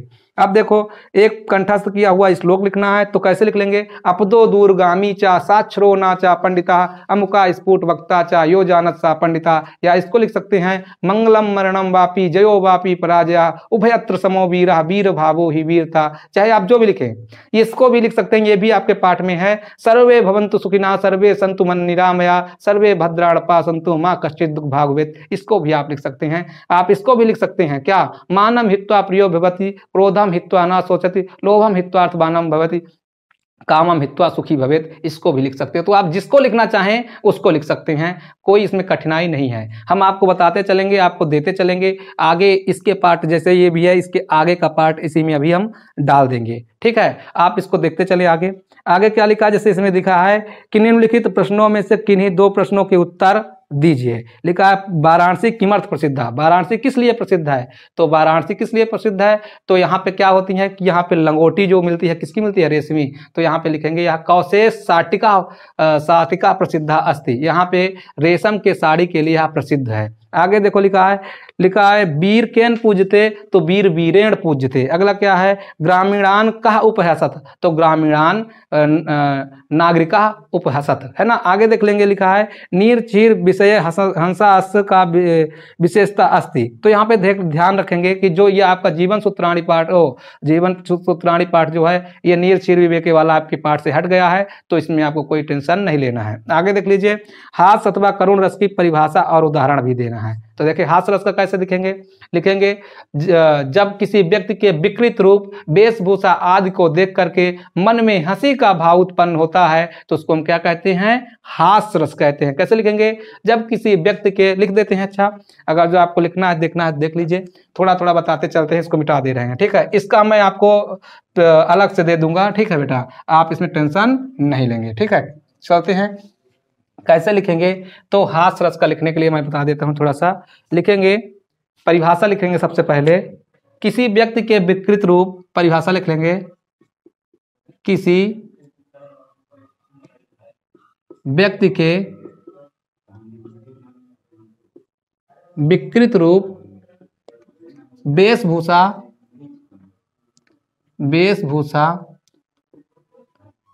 आदि को देखकर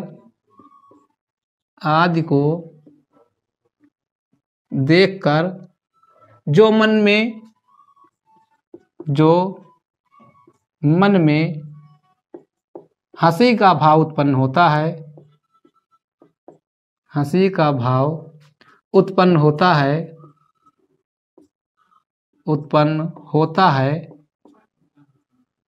वहाँ हास्य रस की निष्पत्ति होती है। हास्य रस की निष्पत्ति होती है। एग्जाम्पल क्या लिखेंगे? एग्जाम्पल लिख सकते हैं, शीश पर गंगा हंसे, भुजंगी पर भुजंगा हंसे, हास को भी दंगा भयो नंगा के विवाह में। इसको भी लिख सकते हो क्या? ज्ञानी से ज्ञानी मिले करे ज्ञान की बात, गधा से गधा मिले मारे भई भई लात। देखो हंसी आ रही कि नहीं आ रही? 100% हंसी आएगी। इसको भी लिख सकते हो क्या कि हाथी जैसा देह है, गैंडे जैसी चाल, खरबूजे सी खोपड़ी, तरबूजे सा गाल। इसको भी कर सकते हैं। कितना समय हुआ थोड़ा देख सकते हैं। आगे देख लीजिए, दूसरा क्या है? करुण रस में लिखना है, तो करुण रस में क्या लिखेंगे? जहां पर लिखेंगे विभाव अनुभाव व संचारी भाव के संयोग से शोक नामक स्थायी भाव रस रूप में परिपुष्ट हो जाता है।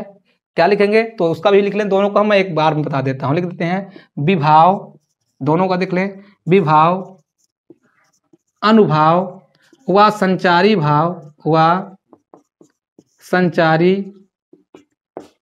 के संयोग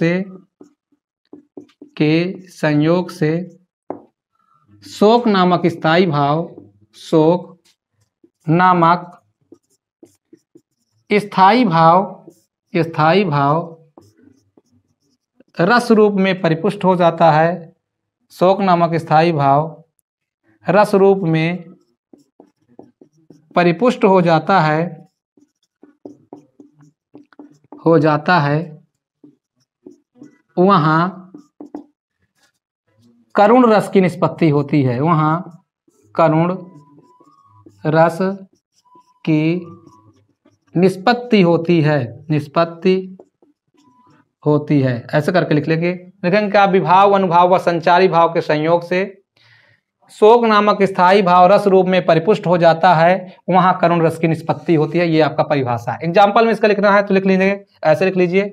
ये आपका हास रस का, ये हास रस का परिभाषा है, और ये किसका है? आपका करुण रस का है। तो लिख लेंगे इसमें, शीश पर गंगा हंसे, शीश पर गंगा हंसे,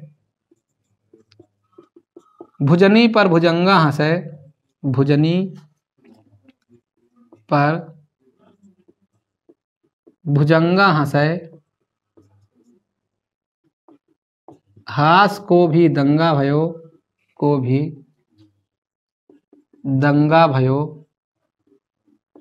नंगा के विवाह में। नंगा के विवाह में। ये आपका हो गया एग्जाम्पल नंबर फर्स्ट। किसका हो गया? तो ये हास रस का है। यहाँ पे लिख देते हैं, ये हास रस का परिभाषा है, ये इसका एग्जाम्पल है। ये किसका? करुण रस का परिभाषा है। एग्जाम्पल क्या लिख लेंगे?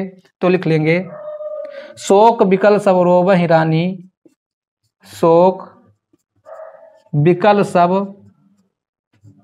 रोवहि रानी, रूप रेख गुण तेज बखानी, रूप रेख गुण तेज बखानी, करहि विलाप अनेक प्रकारा, करहि विलाप अनेक प्रकारा, गिरहि भूमि तल बारंबारा, गिरहि भूमि तल बारंबारा। देख लें, तो इसको लिख लेंगे। इसके अलावा बहुत सारे हैं, एग्जाम्पल बहुत सारे हैं। आप अगर देखना चाहें तो हास रस और करुण रस केवल यही दो आएंगे। आप हमारे वीडियो में देख सकते हैं, हास और करुण रस के बहुत सारे एग्जाम्पल उसमें डले हुए हैं। मैं पीछे वाले वीडियो में इसीलिए उसको डाल दिया हूं।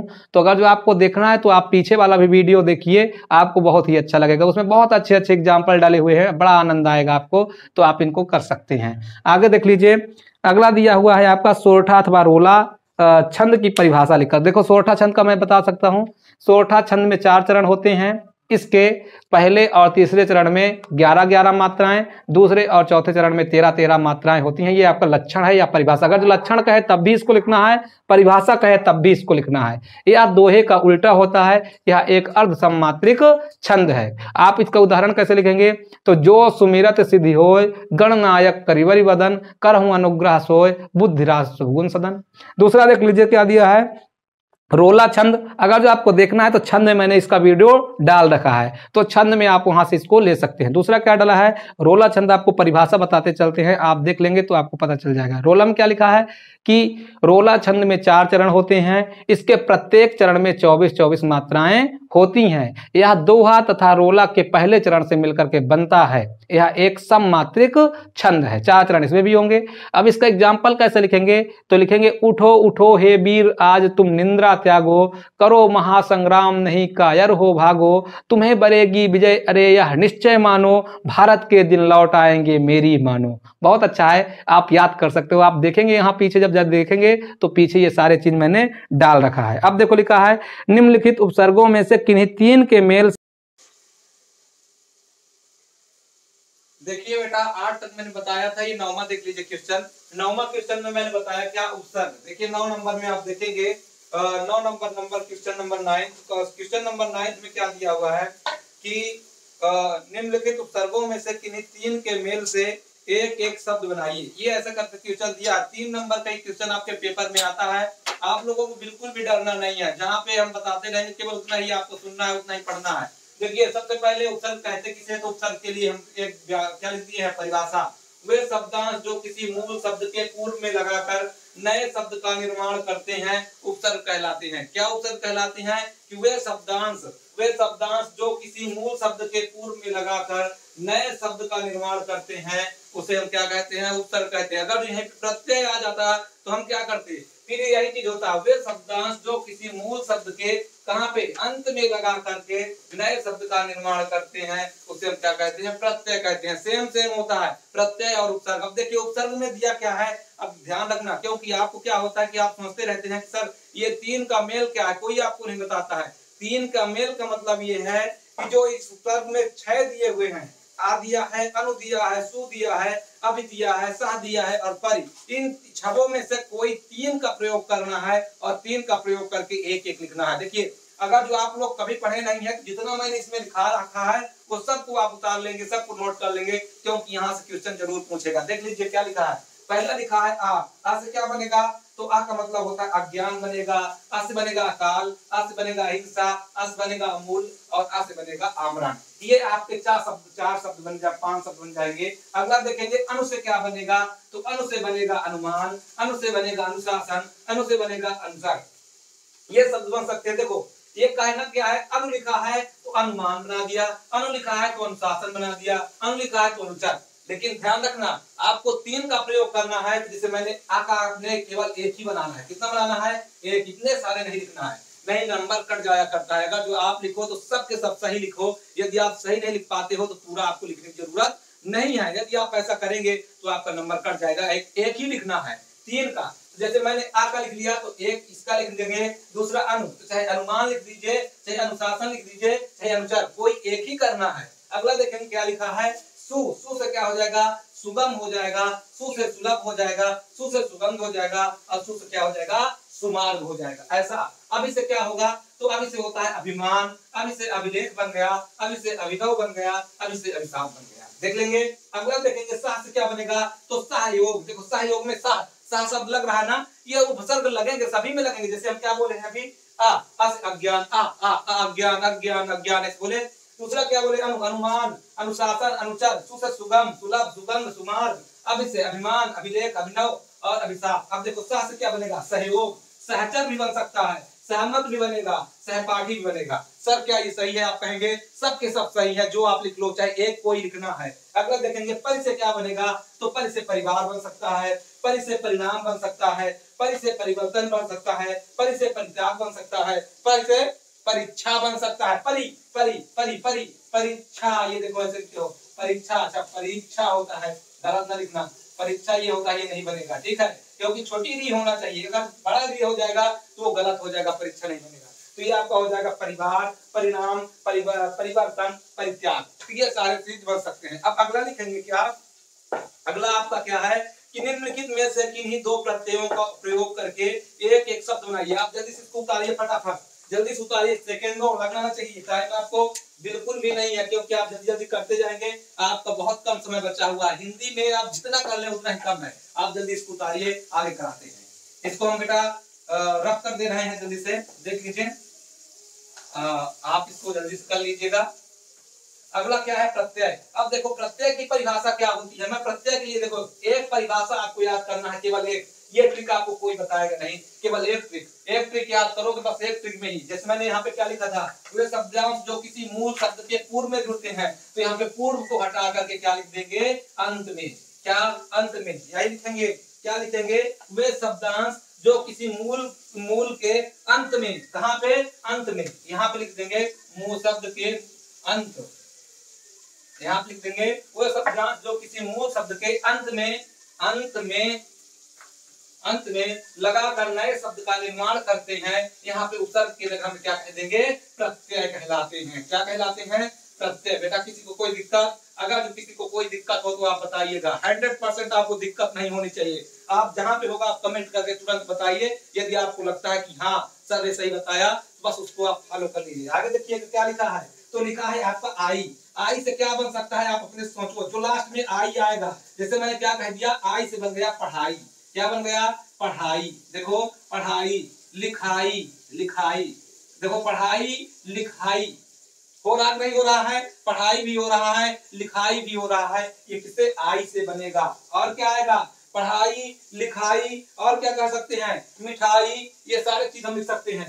पढ़ाई, आई से क्या बना, पढ़ाई और लिखाई, और क्या हो सकता है, तो हो सकता है मिठाई।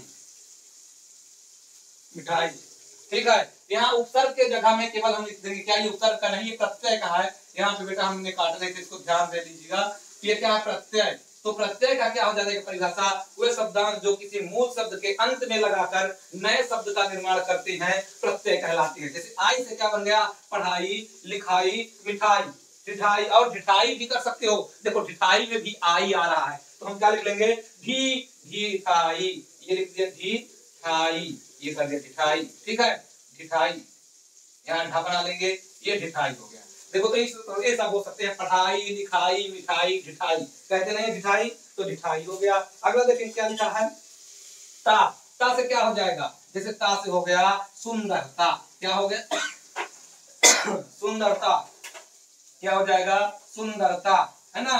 और क्या हो जाएगा ता से, हाँ तो हो जाएगा बनिता, बनिता, है ना। और क्या बन जाएगा, तो देखो इस तरह सारे शब्द बन सकते हैं। सुंदरता बन जाएगा, बनिता बन जाएगा, ता लास्ट में आना चाहिए। जैसे हम जब बोलेंगे तो हमारा शब्दांश भी ता ही निकलेगा। जैसे इसमें जो शब्द दिया है ता, सेकंड वाले में देख लीजिए, ता निकलेगा, ता ही बनेगा। जैसे हम क्या लिखते हैं, लिखता, पढ़ता, ये शब्द बन सकते हैं, ऐसे बन सकते हैं, लेकिन आपको वही शब्द बनाना है जो आपके लिए जरूरी है। जैसे सज्जनता, महानता, सुंदरता, यहाँ पे सज्जनता भी लिख सकते हैं। क्या लिख सकते हैं, सज्जनता, है ना।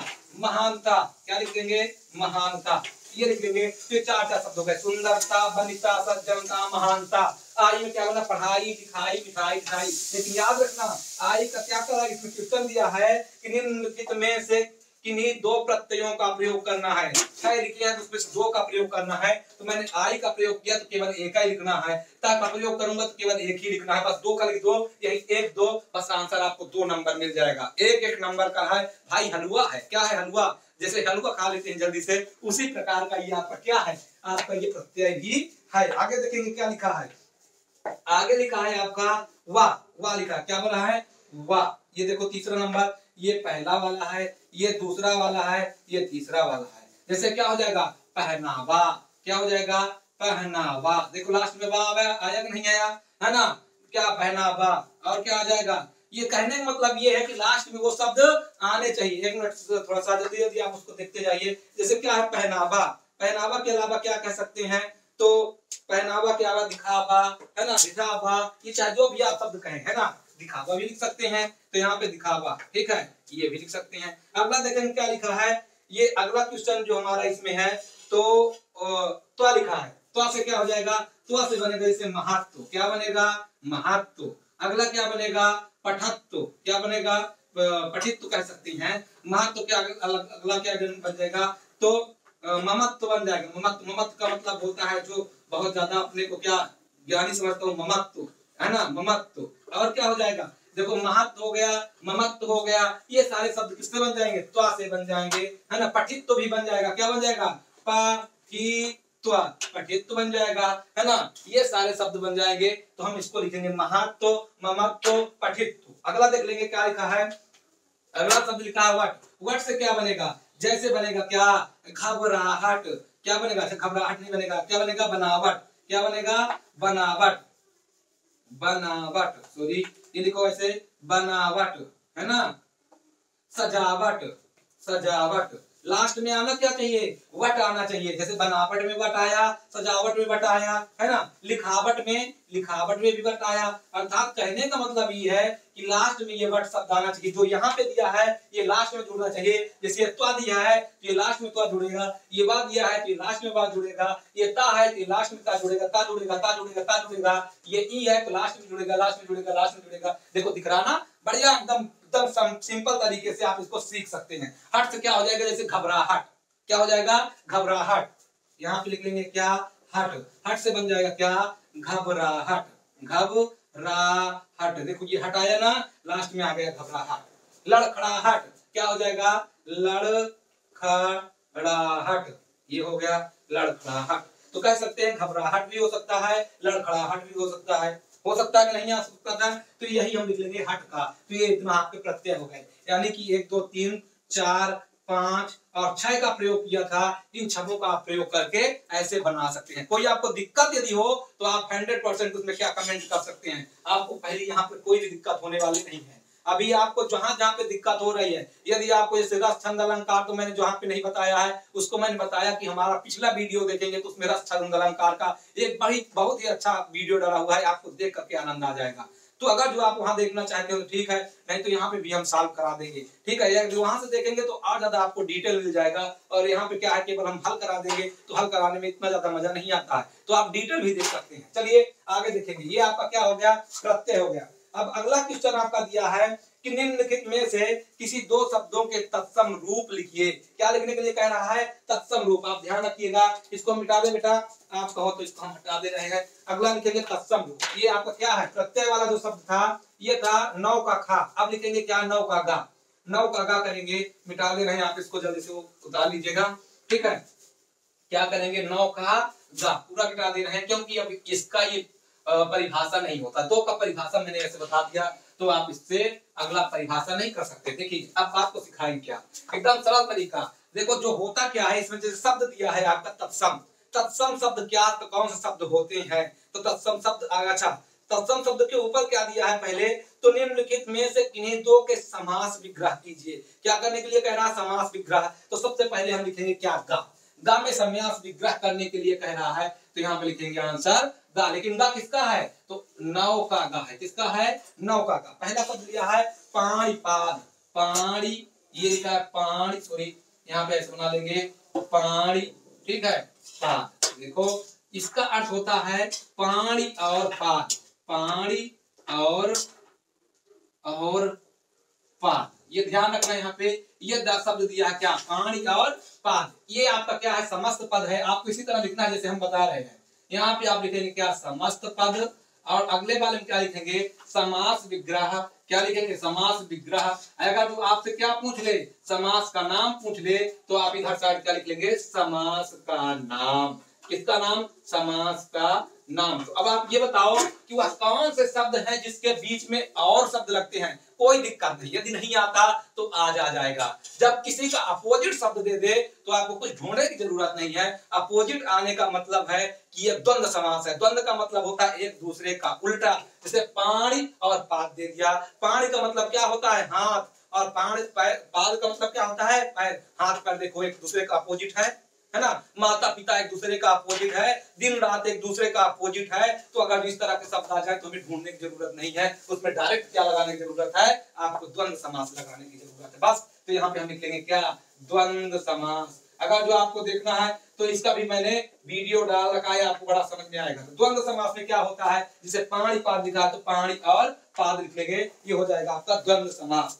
है ना। अगला देख लेंगे क्या, यहाँ पे देख लीजिए, अगला देख लेंगे, लिखा है महात्मा। पहला महात्मा लिखा है ना। अगला देखें क्या, अच्छा त्रिभुवन। त्रिभुवन का मतलब होता है तीन भुवन, त्रिभुवन, त्रिभुवन यहाँ लिख लेंगे त्रिभुवन। त्रिभुवन का मतलब होता है तीन भुवनों का समाहार। यहाँ पे लिख लेंगे तीन भुवनों का समाहार, ये आपका समस्त पद हो गया। यहाँ पे लिखेंगे क्या, तीन भुवनों का समाहार। समाहार का मतलब मिल जाना, यानी जहां पर तीनों भुवन मिले हुए हैं उसको हम त्रिभुवन कहते हैं। अब देखिए सबसे तरीका क्या है, ये आपका द्विगु समास है। जहां पर संख्यावाची शब्द मिले, परिभाषा इसका क्या है कि द्विगु समास का परिभाषा है कि जहां पर प्रथम पद अर्थात पूर्व पद जिसको कहते हैं, पूर्व पद संख्यावाची मिले और उत्तर पद क्या मिले, प्रधान मिले, तो उस समास को हम कहते क्या है, तो उसको हम कहते हैं द्विगु समास। आप ध्यान रख लो, आपको यहाँ पे पढ़ोगे त्रि त्रि त्रि त्रि मतलब तीन होगा, त्रि का मतलब तीन होगा। अगर जो आप क्या कह दे, आपसे कह दे दो पहाड़, तो दो दो दो पहाड़। मैंने कह दिया नवग्रह, तो नवग्रह, नवग्रह आया ना। तो जहां पर संख्यावाची शब्द मिलेगा, त्रिवेणी, त्रिवेणी मतलब तीन वेणियों का समाहार या समूह है ना, पंचवटी यानी पंचवटियों का समूह। तो यहाँ पे सभी में आपका क्या हो जाएगा, आपका द्विगु समास होगा। कुछ सोचने की जरूरत नहीं है, 100% बस सही है। लेकिन हाँ याद रखना कुछ जगहों पर क्या होता है, जैसे हम कहते क्या, त्रिनेत्र, तीन नेत्र हैं जिनके।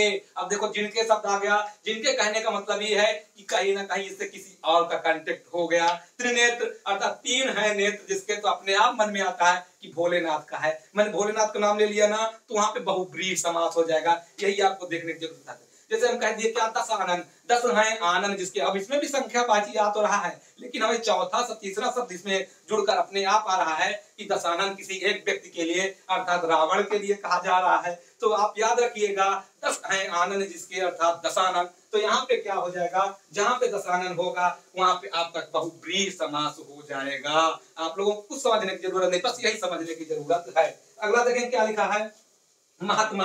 क्या लिखा है, महात्मा। इसको लिखेंगे क्या, इसको लिखेंगे महान है आत्मा। जो तीसरा शब्द आया महान है आत्मा जो अर्थात महात्मा।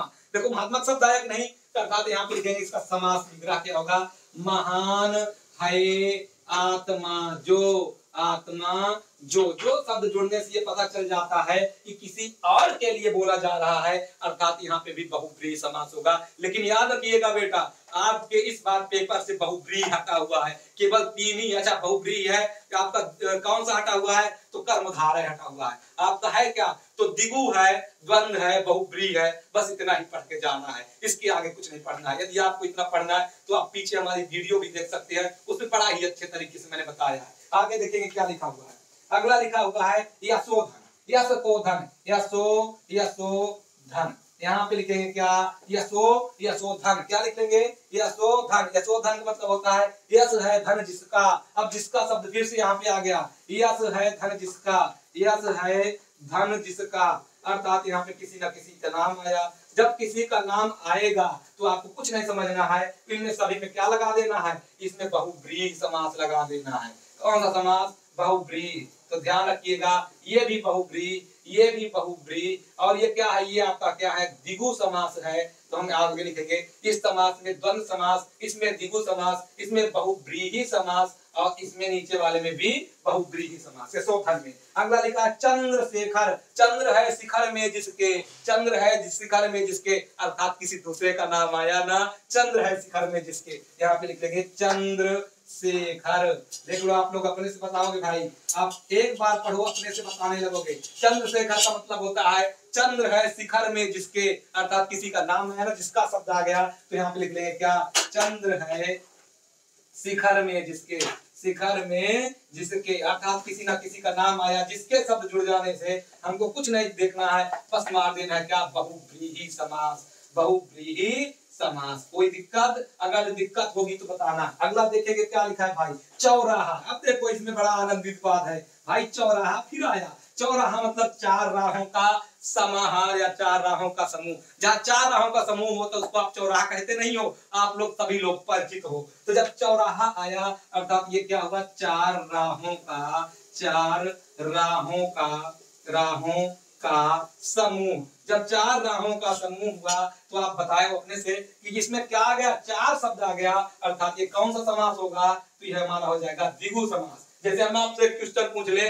सतसई अर्थात 700 दोहों का समाहार, 700 दोहों का समूह सतसई कहलाता है। तो देखो सतसई में भी क्या हुआ, 700 आ गया, अर्थात संख्यावाची शब्द आने से वहां पे कौन सा हो जाएगा, अर्थात आपका हो जाएगा द्विगु समास। जहां पे भी संख्यावाची होगा, जैसे अष्टाध्यायी 8 अध्याय है ना, 8 अध्यायों का समाहार, मैंने कह दिया सप्ताह, 7 दिनों का समाहार, ये सारे चीज क्या होते हैं, ये सब द्विगु समास होते हैं। तो इस तरह करके ये इतने आपके समास दिए हैं, आप इनको सभी को छबों को उतार सकते हैं। पहला दिया है ये, दूसरा दिया है ये, तीसरा दिया है ये, चौथा दिया है ये, पांचवा दिया है ये और छठवां दिया है ये। देखो मैंने सब बता दिया। अब याद रखिएगा इसमें क्या करना है, केवल 2 ही करना है, किसी 2 का प्रयोग करना है। तो चाहे आप इसको लिख दो तब भी एक इतना लिखना पड़ेगा। सिर्फ 1 लिखोगे तो लिखोगे 3 भवनों का समाहार, तो द्विगु लिखना पड़ेगा। पहाड़ी पाद लिखोगे तो पहाड़ी, और पाद लिखोगे तो द्वंद्व समास लिखना पड़ेगा। तो 2 लिख दोगे, केवल 2 लिखोगे तो ये 2 नंबर आपको एग्जामिनर दे देगा। इनका नंबर कभी नहीं कटा करता, इसलिए इसको तो बिल्कुल से छोड़ना नहीं है ना। समझ में आ रहा कि नहीं आ रहा है? आप इसको जल्दी से उतार लीजिए, आगे चलते हैं, है ना। आप इसको देखते जाइए, आप एकदम आनंदित हो जाएंगे। आप कोई वीडियो देखते देखते इतना ज्यादा आनंदित हो जाएंगे, रोमांचित हो जाएंगे कि आपको लगेगा कि हाँ सर, आज तो हमको क्या हो गया, आज तो हमें पूरा पेपर ही आ गया। ऐसा जो कभी नहीं आता था वो आज पेपर हमें आ गया। हाँ तो यही होगा। चलो आगे देखते हैं। मिटा दे इसको बेटा, मिटा दे रहे हैं। देखो अगला देखते हैं, आप जल्दी से करते जाएंगे। अब 9 का घा देखेंगे। क्या देखेंगे? 9 का घा, 9th का घा, 9th का घा देखेंगे। घा वाला, अब देखेंगे घा वाला क्या है। तो घा वाला जब देखेंगे तो उसमें सबसे पहले हम देखेंगे क्या, तो घा वाले में दिया क्या है, दिया निम्नलिखित में से किन्हीं 2 शब्दों के तत्सम रूप। तत्सम का मतलब क्या होता है, अब देख लीजिए। तत्सम का मतलब होता है क्या, अर्थात संस्कृत का शब्द, यानी जो प्राचीन काल में देशज से बनकर के संस्कृत के शब्द जो बन गए उनको हम कहते हैं क्या, तत्सम कहते हैं। और जो हिंदी के शब्द हैं उनको हम क्या कहते हैं, तो उनको तद्भव कहते हैं। कोई कठिन नहीं है, एकदम सरल तरीका से आपको बताएंगे। जैसे लिखा क्या है, दूध। क्या लिखा है, दूध। आप ये बताओ दूध को हम संस्कृत में क्या कहते हैं, तो बेटा आप कहते हो सर जी दुग्ध कहते हैं। क्या कहते हैं, दुग्ध। तो ये क्या है आपका, ये तद्भव हो गया। क्या ये हो गया, ये हो गया आपका तद्भव, जो हिंदी वाला शब्द है। और जो संस्कृत वाला हो गया, ये हो गया हमारा क्या, तत्सम। क्या हो गया, तत्सम। कोई दिक्कत, ये हो गया तत्सम, ये हो गया तद्भव। अगर जो आपको दिक्कत होगी तो बताइएगा। जैसे दूध का क्या हो गया, दुग्ध। अगला क्या लिखा है, मक्खी। मक्खी, क्या शब्द लिखा है, मक्खी। याद रखिएगा क्या लिखा है यहाँ पे, मक्खी। और मक्खी का क्या हो जाएगा, मच्छिका हो जाएगा। क्या हो जाएगा, मक्खी। मक्खी, मक्खी देखिए ये ऐसे लिखा है मक्खी। मक्खी का क्या हो जाएगा, मच्छिका। ये का हो जाएगा मच्छिका। मक्खी का देखो, मच्छिका संस्कृत में बोलते हैं ना, 100% मच्छिका होगा। आगे देखो क्या लिखा है, तो लिखा है आपका कुआं। कुआं, क्या लिखा है, कुआं। कुआं को संस्कृत में क्या कहा जाता है, कूप कहा जाता है। कुआं को संस्कृत में सभी लोग कहते हैं कि एक कूप है। क्या है, कूपा। सब लोग कूपा कहते हो ना, तो बस वही तत्सम है। अगला देखो क्या लिखा है, भाप। भाप को आप क्या कहते हो, भाप को हिंदी में भाप कहते हो, तो ये आपका तद्भव हो गया। अगर जो आप क्या कहते हो, वाष्प कहते हो, ये संस्कृत का शब्द है। तो भाप और वाष्प में अंतर है, ये हो गए आपके तत्सम। देखो 2 नंबर इसमें भी मिले। लिखने का कुछ नहीं है, केवल समझने का है भाई कि क्या है, कि इसमें क्या करना है, अर्थात तत्सम लिखना है। बस तत्सम लिख दिया। किसी 2 का लिखना है, चाहे आप दूध का लिख दो, मक्खी का लिख दो, चाहे आप कुआं का लिख दो, चाहे आप भाप का लिख दो, ये आपके सही है ना। आगे देखेंगे अगला क्या लिखा है कि निम्नलिखित में से किन्हीं 2 शब्दों के 2 पर्यायवाची शब्द लिखो। 2 पर्यायवाची। आप इसको उतारो बेटा, अगला देखते हैं। अब पर्यायवाची किसका है, तो हम इसमें पहले लिख लेंगे कि जो हम अभी पढ़ाए हैं, ये 9 का घा है। क्या है, प्रश्नोत्तर नंबर 9 का घा। जब आप देखोगे तो 9 के घा में ये सारे क्वेश्चन आपको मिल जाएंगे। अगला देखते हैं निम्नलिखित में से। अब 9 का अंगा, इसको मिटा दे रहे बेटा। 9 का अंगा, किसका, 9 का अंगा। यहाँ पे आप उतार लेंगे फटाफट। प्रश्नोत्तर नंबर 9 का अंगा, किसका, 9 का अंगा उतार लेंगे यहाँ पर, 9 का अंगा। ठीक है, अगला देखेंगे इसमें है क्या, तो दिया है पक्षी। और पक्षी का पर्यायवाची लिखना है। किसको नहीं आता भाई, है ना, सबको आता है। आज सबको आने लगेगा, यदि नहीं आता तो सबको आने लगेगा। यहाँ पे लिखेंगे क्या, पक्षी। पक्षी, पक्षी, ये पक्षी हुआ। पक्षी को क्या कहते हैं, तो खग भी कहते हैं। हाँ सर जी, खग भी कहते हैं। विहग भी कहते हैं। हाँ, विहग भी कहते हैं। और क्या कहते हैं, खग विहग। नभचर, नभ मतलब आकाश में उड़ने वाली, तो नभचर भी कहते हैं। क्या कहते हैं, नभचर। अभी देखो पतंग भी कहेंगे, जब भी ऊपर ऊपर उड़ती है, पतंग भी उड़ती है ऊपर, तो इसको क्या कहेंगे, पतंग भी बोलेंगे। तो खग बिहग नभचर पतंग, खग बिहग नभचर पतंग। अरे पंछी भी कह सकते हो भैया, काहे नहीं कह सकते हो, तो यहाँ पे हम क्या लिख देंगे, पंछी भी लिख सकते हैं खूब आराम से। तो हमारे इतने सारे हो गए पक्षी के। अगला देखते हैं दूसरा, तो आंख लिया है, क्या दिया है, आंख। आप कहते हो कि हमारे सुंदर सुंदर नयन, तो आंख का अर्थ क्या हो गया, नयन हो गया।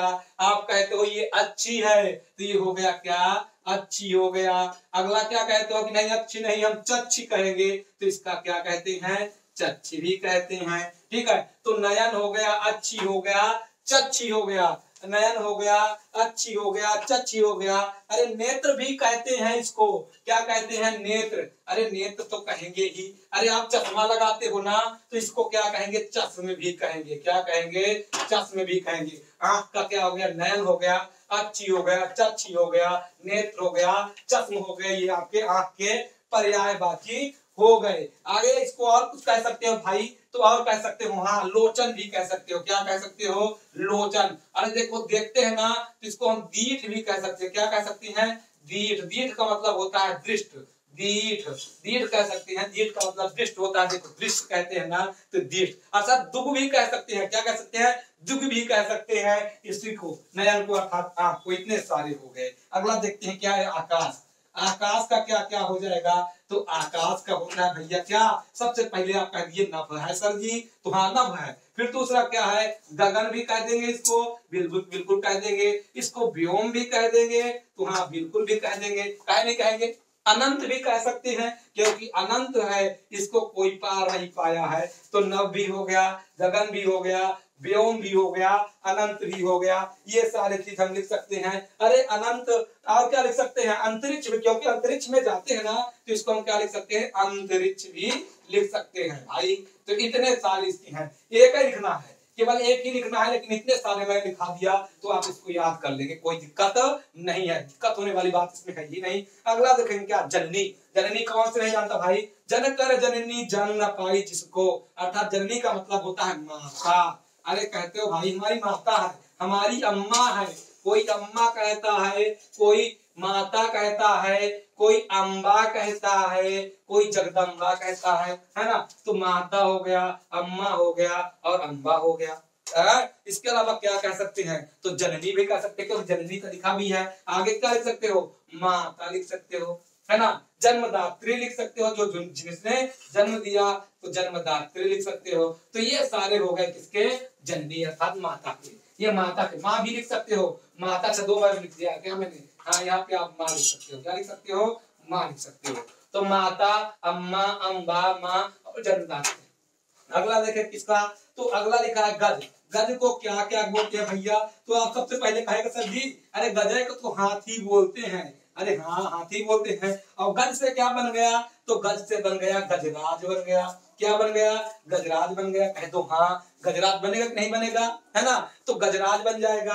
अगला क्या बन जाएगा, गजराज के अलावा कुंजर बन जाएगा। क्या बन जाएगा, कुंजर। कहते हो ना कुंजरगामी, तो कुंजर का मतलब क्या होता है, कुंजर का मतलब भी हाथी होता है। तो हाथी, गजराज, कुंजर और गज, ये सारे चीज कह सकते हो। ये हो गए कितना भाई, 9 का अंगा का। इस तरह के आप तोड़ फोड़ दोगे, सारे पेपर को तोड़ फोड़ दोगे, आपको लगेगा कि अरे हमको तो सारा सारा आता है, ऐसा करके करोगे भाई। चलो ठीक है, आप इसको देख लीजिए, ठीक है। ये 9 का अंगा हो गया। अब अगला देखेंगे क्या, 9 का अंगा कंप्लीट हो गया। 6 दिए हैं, 6 में से कितना करना है, केवल 2 ठोर करना है, 2 को करना है। इन 2 में से आपको कितना मिलेगा, 2 नंबर मिलेगा। एक पक्षी का केवल खग लिखोगे, 1 लिख दोगे। आंख का केवल नया लिख दोगे, तब भी मिल जाएगा। जिसको आकाश आता है तो नभ लिख देगा, तब भी मिल जाएगा। जननी का जिसको माता आता है तो माता लिख देगा। गज को जिसका हाथी आता है तो हाथी लिख देगा, या तो गजराज लिख देगा, या तो कुंजा लिख देगा। चाहे जो लिखे, सभी में नंबर पूरा पूरा मिलेगा, कोई टेंशन इसमें है ही नहीं। अगला देखते हैं। अगला क्वेश्चन आपका क्या दिया है, आपका दिया है निम्नलिखित में से किन्हीं 2 में संधि कीजिए और संधि का नाम दीजिए। देखो कितना बढ़िया दिया है भाई। अरे कोई दिक्कत नहीं है, अब कह दो सर जी कैसे करेंगे, तो नो टेंशन भाई, करने का तरीका हम बताएंगे ना, आपके सर जी हैं तो आपको बिल्कुल बताएंगे, है ना।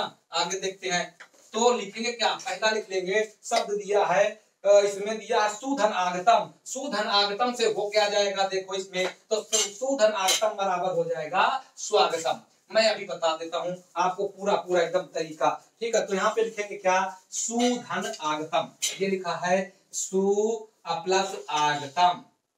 आगतम क्या होता है, ऊ के बाद यदि कोई असमान स्वर आता है, ऊ के बाद कोई असमान स्वर आएगा तो उसका वाह हो जाएगा। क्या हो जाएगा, वाह हो जाएगा। देखो ये ऊ है प्लस आ के मिल जाने पर क्या बन गया, वाह बन गया। लेकिन कैसा हुआ बना, बड़ा वाला हुआ बना, बना ना भैया। तो देखो इसमें ये शब्द क्या हो जाएगा, पहला वाला आधा हो जाएगा, जैसे इसका पूरा है तो ये हो जाएगा इतना। अब ये वाला हुआ जुड़ जाएगा, इसका लोप हो जाएगा, बाकी सारे शब्द उतारेंगे गा ता म, तो हो जाएगा क्या, स्वागतम। सुधन आगतम बराबर बन जाएगा स्वागतम। नो टेंशन, आगे देखेंगे। आप देखो स्वागतम तो बन गया, आप कहेंगे सर जिसमें संधि कौन सी है, तो जब संधि देखना है तो आप जानोगे जहां पे वाह बन रहा है, जहां पे वाह बन रहा है वहां पे आपका संधि कौन सा होता है, कुछ नहीं जानने की जरूरत है, यण संधि होता है। यण संधि में क्या होते हैं, आधे शब्द मिलते हैं। देखो आधा शब्द मिल गया ना, आधा शब्द मिला तो यण संधि।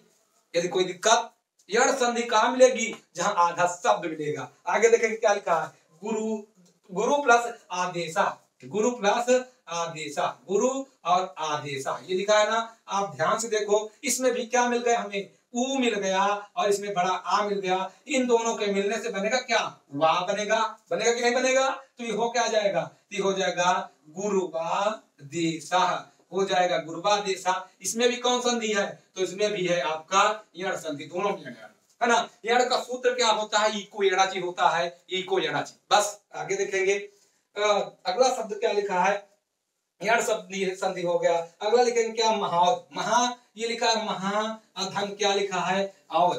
देखो मैंने बताया था आ के बाद यदि ओ आएगा या औ आएगा तो दोनों से बनेगा क्या, औ बनेगा। लिखा है महाधन औज बराबर हो जाएगा क्या, तो हो जाएगा महाओज। अब इसमें जानने की जरूरत यह है कि जहां पर दो पाई मिल जाए, आपको देखना कुछ नहीं है। यदि दो पाई मिले तो हम जान जाएंगे इसमें कौन सी संधि है, वृद्धि। वृद्धि कर रहा है भाई, वृद्धि कर रहा है, औ की मात्रा मिल जा रहा है तो वृद्धि संधि। अगला देखो इसके अलावा क्या लिखा है, तदा धन एव, तदा धन एव। देखो ये भी है, एव लिखा है, आ प्लस ए बराबर ऐ हो जाएगा, तो क्या हो जाएगा, तदैव। तदैव में भी दुई पाई मिला, हम कुछ नहीं मानेंगे, बस मानेंगे क्या, वृद्धि मानेंगे। ये हो गया हमारा क्या, संधि। संधि भी खत्म। अगला देखेंगे क्या लिखा, दसवां का खा, ये आपका 10 था। कौन सा आपका 10वां था, प्रश्नोत्तर नंबर 10वां। यहाँ पे आप लिख सकते हैं प्रश्नोत्तर नंबर 10वां। उतारिए जल्दी से, फटाफट उतारिए, आपको टाइम न लगना चाहिए, है ना। अगर टाइम लगा तो समझ लो दिक्कत है ना, क्योंकि टाइम न लगना चाहिए, जो आने लगे उसको टाइम कोई नहीं। आप देखते हैं भाई, मिटा देते हैं इसको। अगला चलते हैं, लिखेंगे 10 का खा। कौन सा, 10 का खा, फल अथवा मति का, फल अथवा मति का बहुवचन। लेकिन कौन सा बहुवचन, षष्ठी बहुवचन। तो षष्ठी बहुवचन का क्या होता है, फल का होता है फला नाम। क्या होता है फल का, तो हम फल का बहुवचन लिख लेंगे, फल का बहुवचन होगा फला नाम। क्या होगा, फला नाम। याद रखना ये हो जाएगा फल का। आपको अगर मैंने देखा है, आप तो अगर देखेंगे तो आपको मैंने शब्द रूप भी पढ़ाया है। हाँ, फल का हो जाएगा फला नाम। और दूसरा देखेंगे किसका, मति। मति का क्या हो जाएगा, मति। देखो फल का हो जाएगा फला नाम और मति का क्या हो जाएगा, तो मति का आपका हो जाएगा हो जाएगा मति नाम। क्या हो जाएगा, मति का मति नाम, फल का फला नाम। देखो दोनों एक ही हैं, मति नाम यहाँ पे कर देंगे, मति नाम। फल का फला नाम और मति का मता नाम। ठीक है। अगला इसी में दो दो चीज दिया होगा। अगला दिया है क्या, तद और इसमत। क्या दिया है, तद और इसमत। क्या दिया है, तद और इसमत। इसको आप उतारिए, फिर लिख लीजिए क्या, तद, तद। और दूसरा क्या लिखेंगे, युष्मद।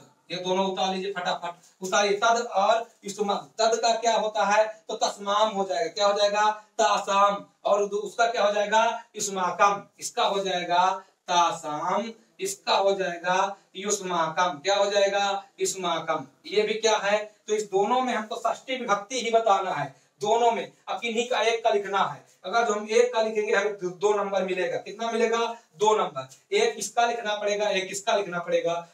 दोनों में से एक एक कर लेंगे, हमको मिल जाएगा कितना, 2 नंबर मिल जाएगा भैया, 2 नंबर। ये कहीं भाई एक एक नंबर से तो कहते हैं सागर, बूंद बूंद से सागर भर जाता है, तो हमको बूंद बूंद तो देखना है ना। सही बात कहते हैं। चलो इसको उठा लीजिए फटाफट। अब आगे क्या लिखेंगे, अगला क्या है आपका दिया अगला 10 का गा लिख लेंगे यहाँ पे, इसको मिटा देते हैं 10 का गा, ये कितना खा था। अगला लिखेंगे 10 का गा, उतारेंगे भाई 10 का गा, लिख लेंगे क्या 10 का गा, ये लिख लेंगे यहाँ पे 10 का गा डालेंगे। दिया क्या है 10 का गा में पठेत शब्द दिया है, क्या दिया है पठेत। अब आपको ध्यान रखना है कि ये पठेत आया कहां से, तो आप देख लीजिए पठेत शब्द जो आया ये आपका पट धातु से आया, लेकिन पट धातु में कौन सा है, तो पट धातु में विधिलिंग लकार है, पट धातु में कौन सा है विधिलिंग लकार। तो हम यहाँ पे लिखेंगे ये पठेत शब्द में लिखेंगे पट धातु विधिलिंग लकार, विधिलिंग है ना, ऐसे लिखेंगे भाई विधिलिंग लकार, विधिलिंग लकार। अब विधिलिंग लकार में क्या है, तो विधिलिंग लकार में है क्या आपका ये प्रथम पुरुष एक वचन है, तो प्रथम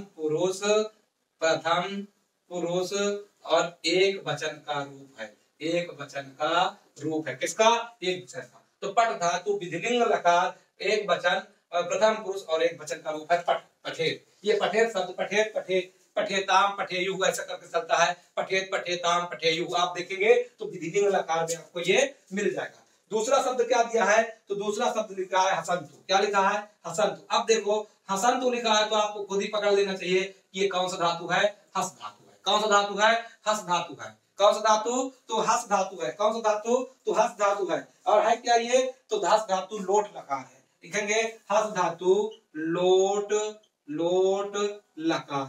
और लोट लकार में कौन सा है, तो हसत हसता हसंतु, क्या है हसत हसताम हसंतु, क्या है हसतु हस्ताम हसतु। तो प्रथम पुरुष बहुवचन का है, क्या है हसतु हस्ताम हसतु, प्रथम पुरुष और प्रथम पुरुष में कौन सा बहुवचन। एक देखो एक वचन दिया, दूसरा क्या दे दिया बहुवचन, तो हम दूसरा उतारेंगे इस तरह। तीसरा क्या दिया इसी में, अगला दिया क्या अपचाम। एक देखो अपचाम और दृश्याम ये दोनों कटे हुए हैं। अगर जो आएगा, अगर जो दृश्य से लिखना है तो दृश्य क्या होता है देखना, आप भाई दृश्य चलेगा, दृश्य दृश्यता दृश्यंत दृश्यसी। अब देखो मध्यम पुरुष एक वचन का रूप बना, दृश्य किसका बना मध्यम पुरुष एक वचन का। जैसे हम पटिष्य कहते हैं वैसे दृश्य से, तो यह होगा कि आपका लट लकार हो जाएगा, क्या हो जाएगा लट लकार। और लट लकार को हम क्या कहते हैं, तो भविष्यत काल कहते हैं, तो ये हो जाएगा। इस तरह करके इसको आप कर सकते हैं, ठीक है, कोई दिक्कत इसमें होनी नहीं चाहिए। अगला देखिए लिखा है निम्नलिखित में से किन्हीं दो वाक्यों का संस्कृत में अनुवाद करिए। तो अनुवाद करने में लिखा है बालिकाएं घर जाती है, बालिकाएं घर जाती है। अब बालिकाएं क्या एक नहीं है, बहुत सारी है, तो हम क्या लिखेंगे बालिकाएं लिखा है, हम क्या लिखेंगे बालिका गृहम गच्छामि लिख देंगे, बालिका गृहम गच्छामि। अगला लिखा है भारत हमारा देश है, हम लिखेंगे भारत अहम देशः अस्ति, भारत अहम देशः अस्ति। अगला लिखा है छात्रों को ध्यान पूर्वक पढ़ना चाहिए, है ना, तो ये सारी चीज हम निकलेंगे। अगला तुम अपना कर्तव्य करो, ये दोनों में से केवल एक दो का करना है, दो का आप कर सकते हो, लिख करके देख दे या कि ऐसे ही। हाँ, इसके पीछे मैंने एक चीज नहीं बताया था, इसको भी आप देख लेंगे। लिखा है क्या कि निम्नलिखित में से अपनी पाठ्य पुस्तक से कंठस्थ किया हुआ कोई श्लोक 6 का 7वां का पहले देख लेंगे, तो उसको 7वां वाले को हम लिख देते हैं आपको, आपके लिए आप 7वां वाला इसको उतार लेंगे और इसी को उतार करके याद कर लेंगे, आपको अर्थ भी बता देंगे हम। तो क्या लिखना है, हम लिखेंगे 7 प्रश्नोत्तर नंबर 7। प्रश्नोत्तर नंबर 7 का मैंने उस दिन बताया था, लेकिन ऐसे बोल दिया था, आप लोग अगर लिखना चाहो तो लिख सकते हो। क्या लिखोगे 7वां में, तो प्रश्नोत्तर 7 में आप लिखोगे क्या, आप लिख लेंगे इसको कोई भी सर्वे भवन्तु सुखिनः, सर्वे भवन्तु सुखिनः, भवन्तु सुखिनः, सर्वे सन्तु निरामया, सर्वे सन्तु निरामया, सर्वे भद्राणि पश्यन्तु, सर्वे भद्राणि पश्यन्तु, मा कश्चित् दुःखभाग् भवेत्, मा कश्चित् दुख भाग भवेत्। इस तरह करके लिख देंगे। ये हमारा क्या है, इसको हम यहाँ पे पहला लाइन, यहाँ पे 2 लाइन ऐसे कर लेंगे। क्या सर्वे भवन्तु सुखिनः, सर्वे सन्तु निरामया, सर्वे भद्राणि पश्यन्तु, मा कश्चित् दुःखभाग् भवेत्। एक दूसरा अगर लिखना चाहो 3 थे आप कम से कम याद कर लो, इसको भी लिख सकते हो मंगलम मरणम वापी, मंगलम मरणम वापी, जयो वापी पराजय, जयो वापी पराजय, पराजय, उभयत्र समो वीरः, उभयत्र समो वीरः, समो वीरः, वीर भावो ही वीरता, वीर भावो ही वीरता, वीर भावो ही वीरता। ये आपके कंठस्थ किया चाहिए सब चीज, ये याद कर लो, समझ लो, 2 नंबर आपको मिल जाएगा। वीरता लिख देंगे यहाँ पे इस तरह, मंगलम मरणम वापी जयो वापी पराजय, उभयत्र समो वीरः, वीर भावो ही वीरता, सर्वे भवन्तु सुखिनः सर्वे सन्तु निरामया सर्वे भद्राणि पश्यन्तु मा कश्चित् दुःखभाग् भवेत्। देखो इसका अर्थ देख लो, सर्वे भवन्तु सुखिनः का मतलब होता है सभी सुखी हो, सर्वे सन्तु निरामया सभी निरोगी हो, और सर्वे भद्राणि पश्यन्तु अर्थात सभी का कल्याण हो, और मा कश्चित् दुःखभाग् भवेत् किसी को किसी भी प्रकार का पीड़ा या दुख ना हो। अगला देखो, मंगलम मरणम वापी जयो वापी पराजय, उभयत्र समो वीरः, वीर भावो ही वीरता। मंगलम मरणम वापी, मंगल हो या मरण हो, मंगल हो या मरण हो, इसके अलावा जय हो या पराजय हो, उभयत्र समो वीरः, दोनों ही भावों में क्या वीर वीर ही कहलाता है, तो इसको भी लिख सकते हैं। समझ में आया ना बेटा? इस तरह करके हम इसको प्रयोग कर सकते हैं। ठीक, अब देखेंगे, आप इसको देख लीजिए, कम से कम इस वीडियो को अगर जो आप 2 से 3 बार देख लेंगे, यदि 2 से 3 बार आपने इस वीडियो को देखा तो आपको 100% ये भूलेगा नहीं, और यहाँ से आपको जरूर देखना है, हमारी बातों को, आवाज को सुनना है, क्योंकि मैंने इसका अर्थ भी बताया, कभी कभी अर्थ भी पूछ लेता है ना, तो हम अर्थ भी देख लेंगे। जैसे और शब्द क्या है, इस तरह है भाई, आप दो दूरगामी चा साक्षरोना चा पंडिता अमुका स्फुट भक्ता चा योजानसा पंडिता, है ना, क्या है, अपदो दूरगामी चा, बिना पैर का है फिर भी काफी दूर तक जाता है ना, अपदो दूरगामी चा साक्षरोना चा पंडिता, पढ़ा लिखा नहीं है लेकिन अक्षरों से युक्त है ना, साक्षरोना चा पंडिता, अमुखा स्फुट वक्ता चा, बिना मुख का है फिर भी बोल सकता है, अमुखा स्फुट वक्ता चा यो जानता पंडिता, जो उसे जानता है वो विद्वान है। इसको भी लिख सकते हैं, अगर जो लिखना चाहे तो लिख देंगे, अगर जो लिखना चाहे तो लिख लो, है ना, अपदो दूरगामी चा, अपदो दूरगामी च साक्षरो न च पंडितः, साक्षरो न च पंडितः, अमुखा स्फुट वक्ता च, अमुखा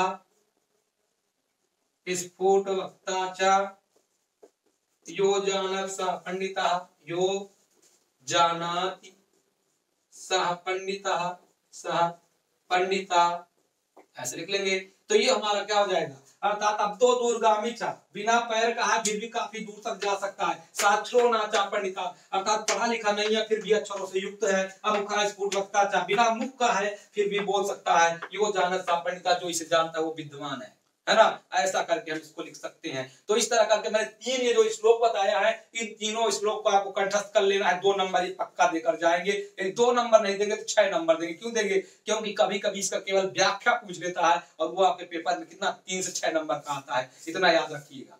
अगर जो